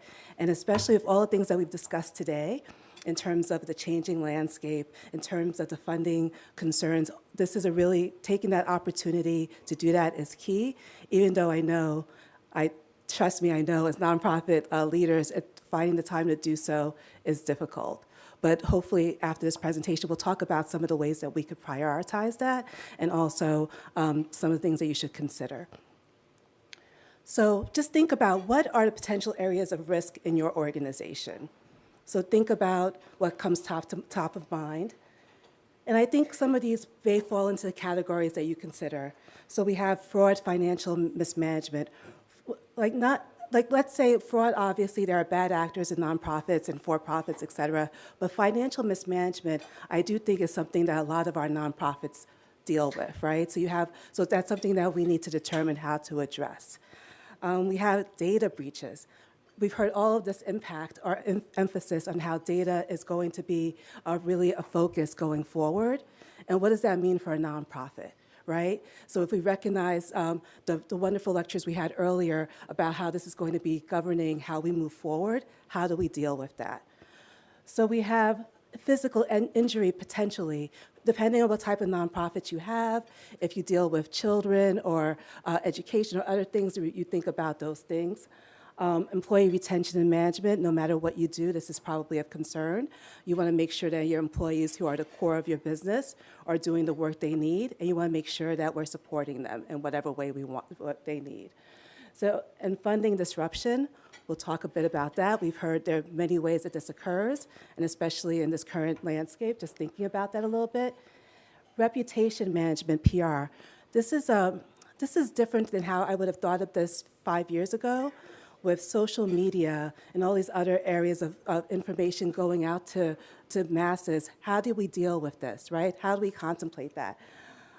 Governance continuity, just making sure that we have the people on staff that are able to shepherd us through these processes. Legal compliance, I'm an attorney. Some of you are probably attorneys or former attorneys. This is something that is crucial for our sector, making especially, we don't want, as just in any administration, but in particular, currently, some of your nonprofits may be targeted a bit more, or maybe there may be more scrutiny, right? So we want to make sure that we're compliant. And natural disasters, I put this as a catch-all, because it comes up in so many different ways, but again, it's something that we have to consider, especially as things change. I'm sure I was here for Hurricane Sandy, and if you're on the West Coast, there's so many things we have to consider differently. So these are some of the potential areas of risk, but I'm sure your nonprofits would have different, more specific ones that are specific to your organization. But these are, and I think I have some students are here that I've worked with before, and some of getting the feedback from their specific organizations is always helpful, because I know what I know, but I don't know your sector, I don't know the different people in my organization. So really, I'm talking with one another and understanding the sector's risk as well as your organization's risks is important. I think earlier on we talked about collaboration and working with one another. This is a way to do so as well. So I learned a lot from my students about these growing areas of risk. So we could talk about risks all day, but what do we do, right? Who is responsible in our organizations for risk management? And I think, as Basil mentioned, this is where the board does come in. So it's not a one-person job. I'm in my organization, I am not responsible for our risk management, because it would be an impossible task, right? We all need to work together. Our board has a role in this. The board has the ultimate responsibility, because they're doing the oversight, and then they could also provide some very specific assistance to the organization, because many of the board members have specializations where they're on our boards for a reason. So that's a reason that they should be involved. A, it's their responsibility as board members, but B, it's also very helpful. So the staff, that's the key to any of risk management. So those are the people who are doing the day-to-day operations, the ones who know in the field what's going on. I can imagine what could be happening in certain programs, but unless I speak to people, I won't know, right? So that's why the CEO, CFO, COO, HR manager, but also just program directors, those who are in the field. All of those parties are involved in the risk management. And you may, if you are able, you may want to work with external advisors, maybe a consultant if you're able to do so. And then also your compliance with your bylaws, your organizational documents. That's also crucial, right? What are you mandated to do? What are you required to do? Making sure that you have those in place. For instance, are you required to have insurance? What should you do? So there's a responsibility for risk management. Again, it's a cooperative thing within your team, a cooperative effort, and then really thinking about, but it has to be a leader of it, but putting that in place is going to be crucial for having a successful risk management program. So we'll talk through some of the general steps that one should take for that process. So how should you implement the risk management process in your nonprofit? And again, there's a lot of, if you go online or if you look at, and some of you probably have done some of this already, but there's some 4 core criteria that you'll do no matter what. So you have to do it at any type. If you could do a very sophisticated risk management analysis or just a rudimentary one. Regardless, you have to go through these 4 steps, right? You have to identify the risk. You have to prioritize the risk. You have to create a response to the risk, and then you have to be able to assess and improve the risk. And you notice this is a circle because you're doing this over and over. It's not static, right? So every year or whenever you want to do this, you will be doing a risk management process, and it's something that if you haven't started, we'll talk through how you can start. But it's the 4 steps, regardless of how you do it, these are the things that you will be doing. So the first step is identifying. So really trying to do an inventory of the risks of your organization. So as I said, this is something you probably cannot do alone. So it really does, like having people in each different department possibly tell you what their risks are. You could provide a spreadsheet. You could have a conversation about it, but just trying to document that in some way. And then the way that you determine the risks are that you really go through these risk scenarios, right? Imagine what if, right? What if we don't have the certain funding? What happens if there is a hurricane? So those are the ways that we determine the risk, and your programs will be able to do that even better, right? So do the risk scenarios and involve, I'll say this again and again, everybody you can, senior management, the board, directors, they should all be a part of the process. And this is a time that you could create a timeline.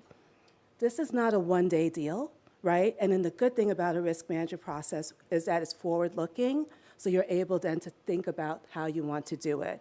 So I would say at least give yourselves, if you haven't done it, at least 4 months, right, to start this process. But then if you're a larger organization, maybe it's longer, but making sure you give your organization the time to go through each of these steps. And this is the key, prioritizing the risks. We just listed like all those lists, the fraud, mismanagement, all those things I discussed, and I'm sure in your head, your minds, you were thinking about other risks, but what do we do with all of that, right? We can create a plan to deal with it all, but would that actually be, would we actually do that? If we have a list of 35 risks, what do we do with that? So we have to prioritize. So the way that we prioritize is we determine what is a low risk, like the likelihood of something to occur, and what is the potential impact that something will occur, like if that thing did occur, right? So for instance, and you could think of in your particular organizations, a low risk incident that will occur, but there'll be a low impact, meaning there won't be that much damage to my organization, could be potentially a volunteer turnover. We rely on volunteers, and there's a potential that could occur, and we have to plan for it, but that'd probably be a low risk, a low cost if that occurred, right? And for us in New York, for instance, if we want to think about a low risk incident that will occur, meaning the likelihood is low, but there's a high cost, a high impact to us if it occurred, then we have to think about what that is. And maybe for us in New York, earthquakes, right? It could happen, right? If something happened a couple of years ago, right? There's a possibility it could happen. How do we plan for that? Do we spend 95% of our time on that? Probably not, right? But we do have to determine that that could happen, and if it did happen, that could be severe impact. So California, we would think differently, but in New York, those are the ways we prioritize.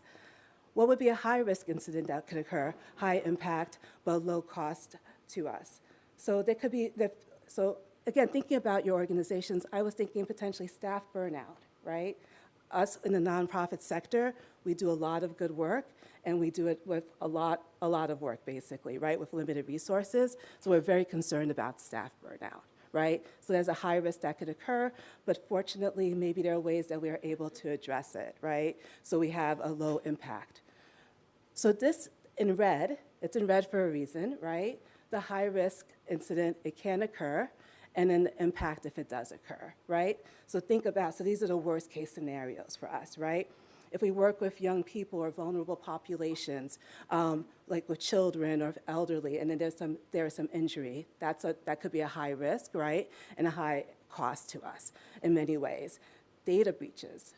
Again, thinking about if we're moving forward to this sector, and nonprofits in particular are often, I think targeted. I think that is fair to say. We are targeted in this sector because some of us don't have the means to put a lot of the resources in place to enforce that, to make sure that we're protected. So I do think data breaches could be something. Reputational hits, right? Really thinking about what happens if you are associated with something, with a comment or a statement that somebody made that is unpopular. What do you do, right? So thinking about that. And then, again, fiscal oversight. In the event that we don't comply or make sure that we prioritize compliance, the risk to nonprofits are that we may lose our tax-exempt status, right? And that is a red alarm, right? That is something that we're always concerned about. So those high-risk incidents and the high impact are the ones that we should focus on. Again, we should focus on all, but really when we're talking about prioritizing, that's what we should consider. So we've done this work, right? We've identified, we prioritized. What do we do with that? So we have to figure out how to respond. And we'll talk a little bit about some tools. And the thing is, you do this day to day, probably, but you have to figure out how you'll respond to each risk. What can you do? What means do you have to respond? And then who owns each risk, right? Should I be responsible for, as a lawyer in a particular group, should I be responsible for something that's going on in marketing? Like, who's responsible, right? Who owns the risk? And then how will the risk be tracked and overseen? And then thinking about that in terms of your board of directors. That's a way that we can report up to our board of directors what's occurring. And remember the benefit of the board of directors, they have the specialization. They should be providing us some oversight, and we could determine where we are. And then this is the stage that we have to keep on assessing and improving. It's not a static risk management process. It's something that could evolve. It has to, right? Because 6 years ago, we weren't discussing certain public health incidents, right? 10 years ago, we weren't talking about social media potential harm, right? It has to evolve, and it has to be things that it changes over time, and we have to do regular reassessments, right, of our risk inventory, risk ranking, and risk planning. So, and we have to adopt as needed. So the biggest obstacle, I think, for nonprofits are really what should we consider as it relates to these potential risk management efforts. As Ramon had mentioned before, many nonprofits have $50,000 or less in operating budgets, right? It's a costly endeavor, and it's also time-consuming endeavor, right? So then the question is, if I don't do it, then what is the potential harm to my organization, right? Really thinking about the potential costs for those high impact, high risk areas. Like, what is the cost to your organization? Potential cost, right? And how do I manage against that? So you really want to think about the potential severity if that occurs, and then really thinking about there is some cost benefit, like to allocating some cost to that endeavor, right? So unfortunately, it does take time and money, but an example is a nonprofit with a $1 million budget should be willing to allocate 1 or 2% of their budget to an initial risk management effort. So that's a it's a rule of thumb, potentially. Really, it is your organization, and understanding, again, if you're a 3-person organization or if you're 80-person organization, it's very different, right? So it really depends on your organization's needs. But once you do it, it's a helpful tool for you internally. And then I think it also looks good to your external advisors, right? Those who are looking at your organization, knowing that you are able to do a risk management process. I think, for instance, if you're the data breaches, cybersecurity is a big concern. If you're shopping around for insurance, it's helpful for them to know that you've done this assessment, and it may be a question that you're asked, right? So that is also very helpful.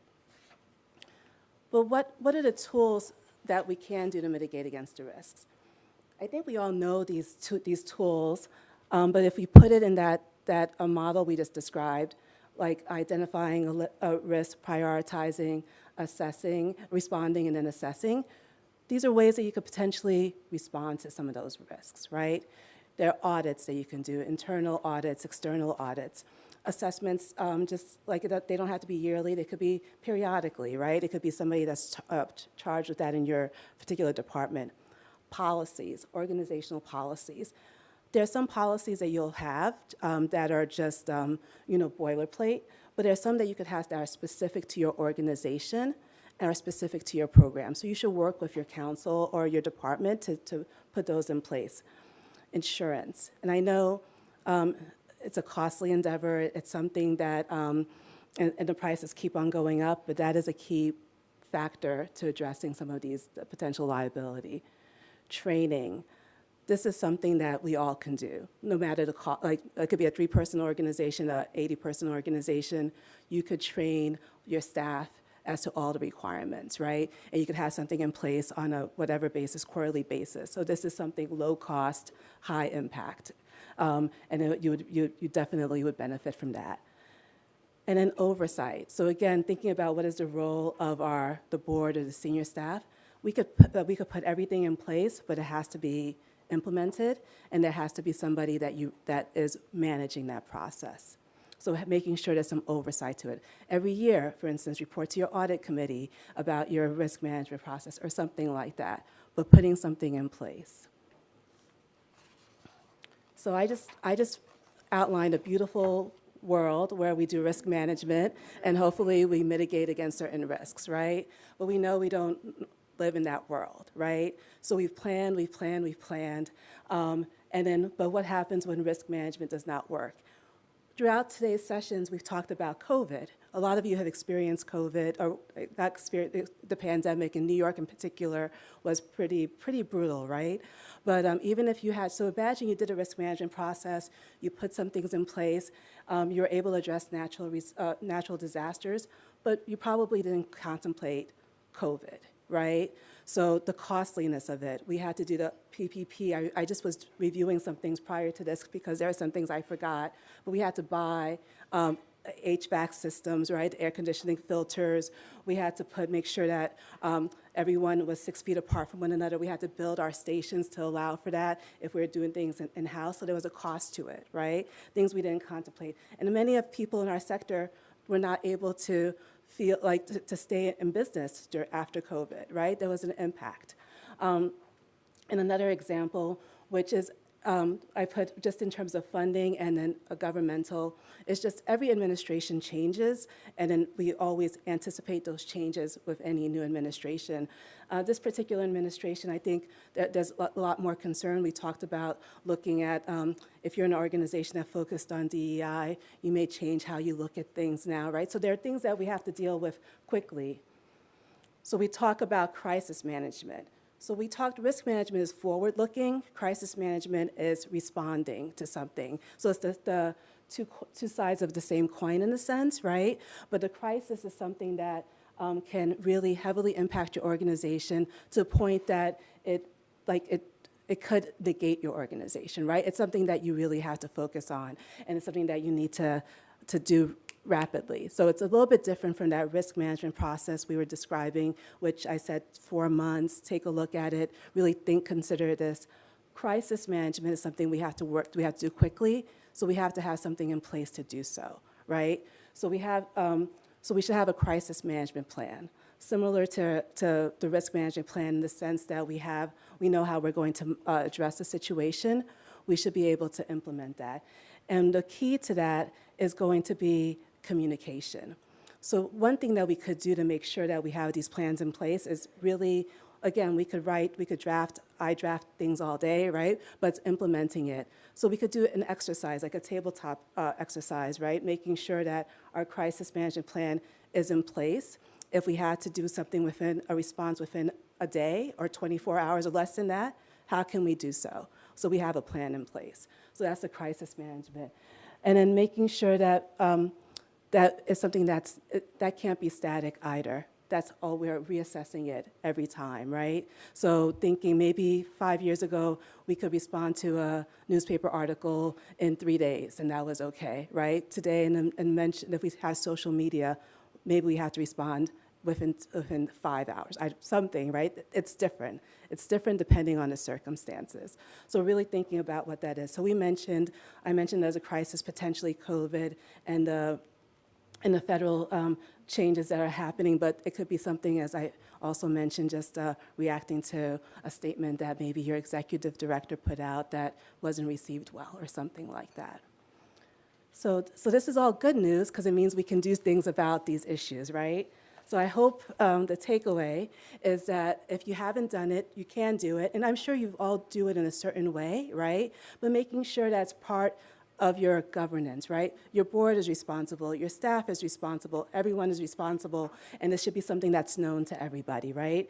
So effective governance, it requires integrating this into our processes, right? And to think about, if we have these in place, we're able to be more resilient. We're able to be more adaptive. The nonprofit sector is challenged often, and this gives us a lot of flexibility if we have these processes in place. And then thinking about this as a fluid thing, you have a process in place, it's something that you can change. You have to figure out if it works for your organization, and it should change. We said it should change, but maybe the format changes, maybe the structure changes. That's okay, as long as there's something in place. So that hopefully that's the takeaway from the session.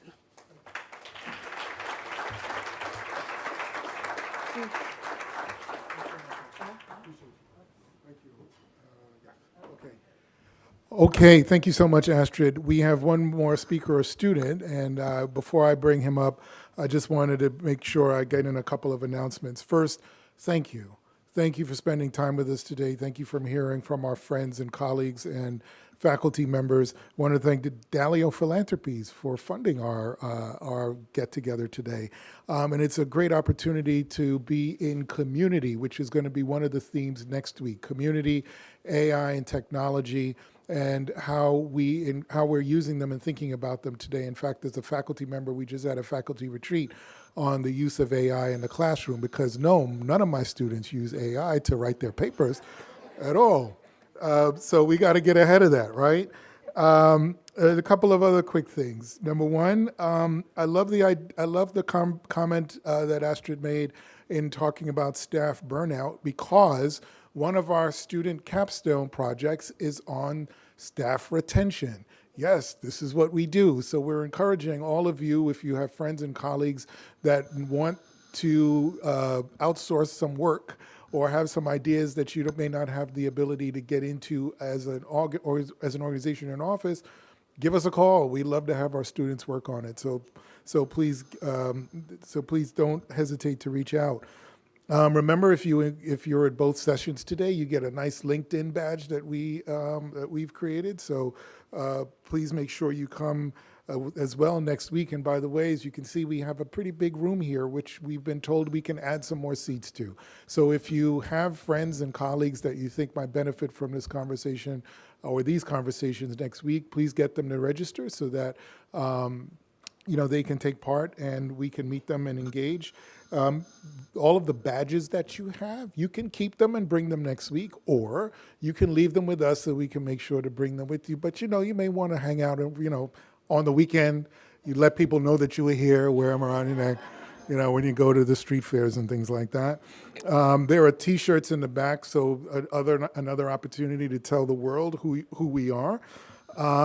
And again, it was great meeting you, and great for those that I don't know, and being in community with those that I do, including Nancy, who asked the question earlier. And why do I raise that? Because she and I graduated from SEPA 30 years ago this year. And this is the first time I'm seeing you in 30 years? Oh my gosh, look at that, right? And none of us have changed. And this is, I think, part of, and in fact, in total, who we are, right? We come together, we bring people together in community to support each other. So thank you all for being here. And our final speaker, I wanted to get him up here because he had a speech that I think may have been read or was going to be read during our commencement, but I wanted to make sure you all heard it from him first. So Andrew Gavin Jameson is a graduate student of ours. It's a pleasure to introduce him. And, you know, I think so much of what he will talk about today is what we have been talking about, conceptual shifts. Certainly in a time when institutions are being redefined, does that mean we redefine ourselves, who we are and what we bring to the table? But Andrew, we look forward to hearing from you and closing us out. No pressure.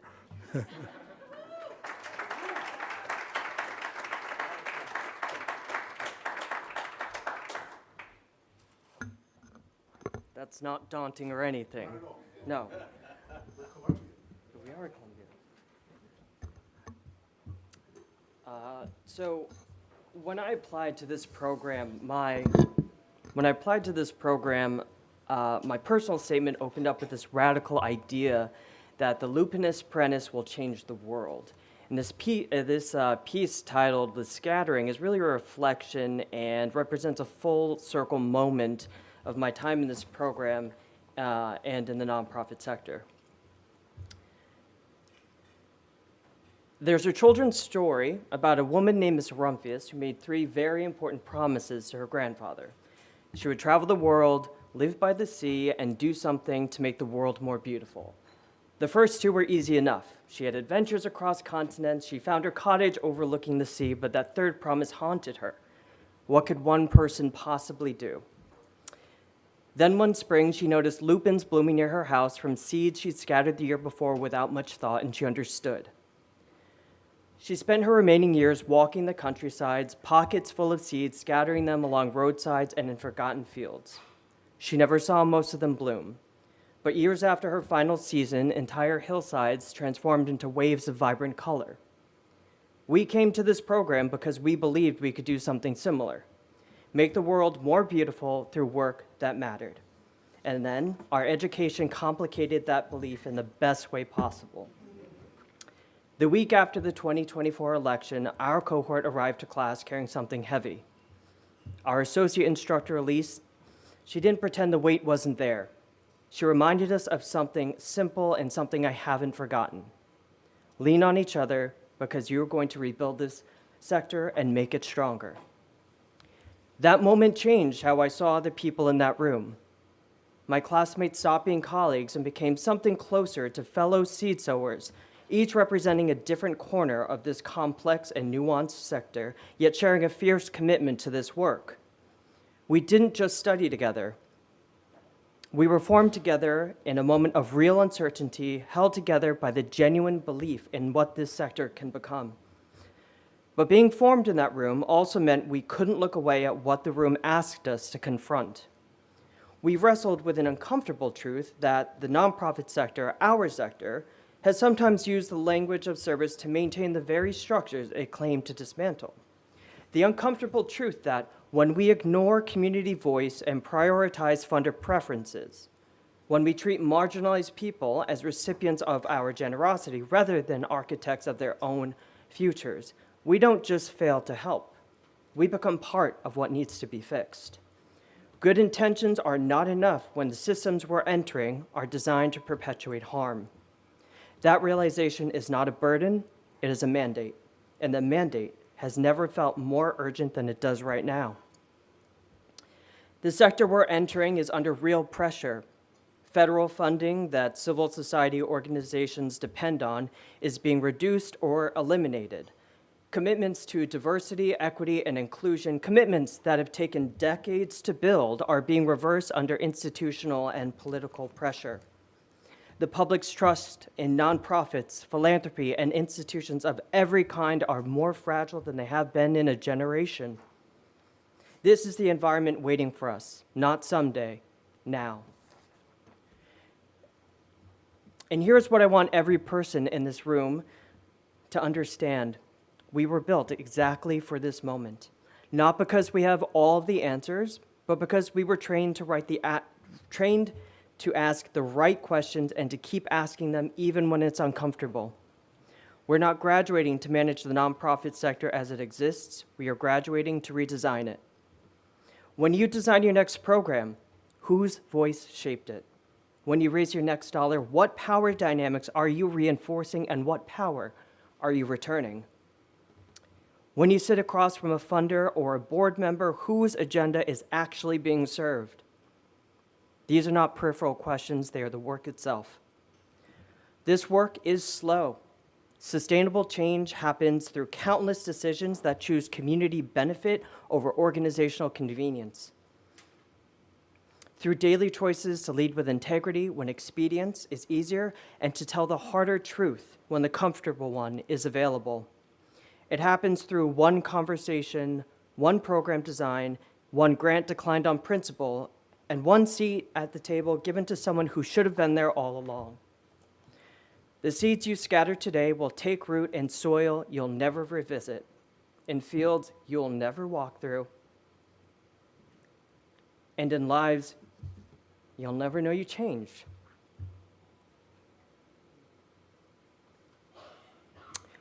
Ms. Rumphius wasn't at the beginning of her story when she started scattering seeds. She had already traveled the world. She had found her cottage overlooking the ocean. She knew enough about life to be discouraged by it, and yet she chose in the face of that knowledge to plant anyway. Most of you in this room are already in the fields. You've been scattering seeds for years through budget cuts and board conflicts, through programs that didn't land and funders who didn't listen, through the quiet exhaustion of doing the work the world chronically undervalues and underfunds. What today's program asks of you and what I leave you with is not a call to begin, it is a call to reimagine, to look at the fields you're already standing in and ask the harder questions. Whose voice shaped this program? What power am I reinforcing with this dollar? Whose hands should be holding these seeds alongside mine? That uncertainty of not knowing where the seeds land, not seeing the hillsides bloom, that is not a reason to hesitate. It's the condition of this work, and it always has been. You don't need to see the full impact of what you're building. You just need to trust in what you do next week, and the most ordinary moments of this extraordinary sector is part of what makes the hillsides bloom. Keep scattering. The world needs your fields.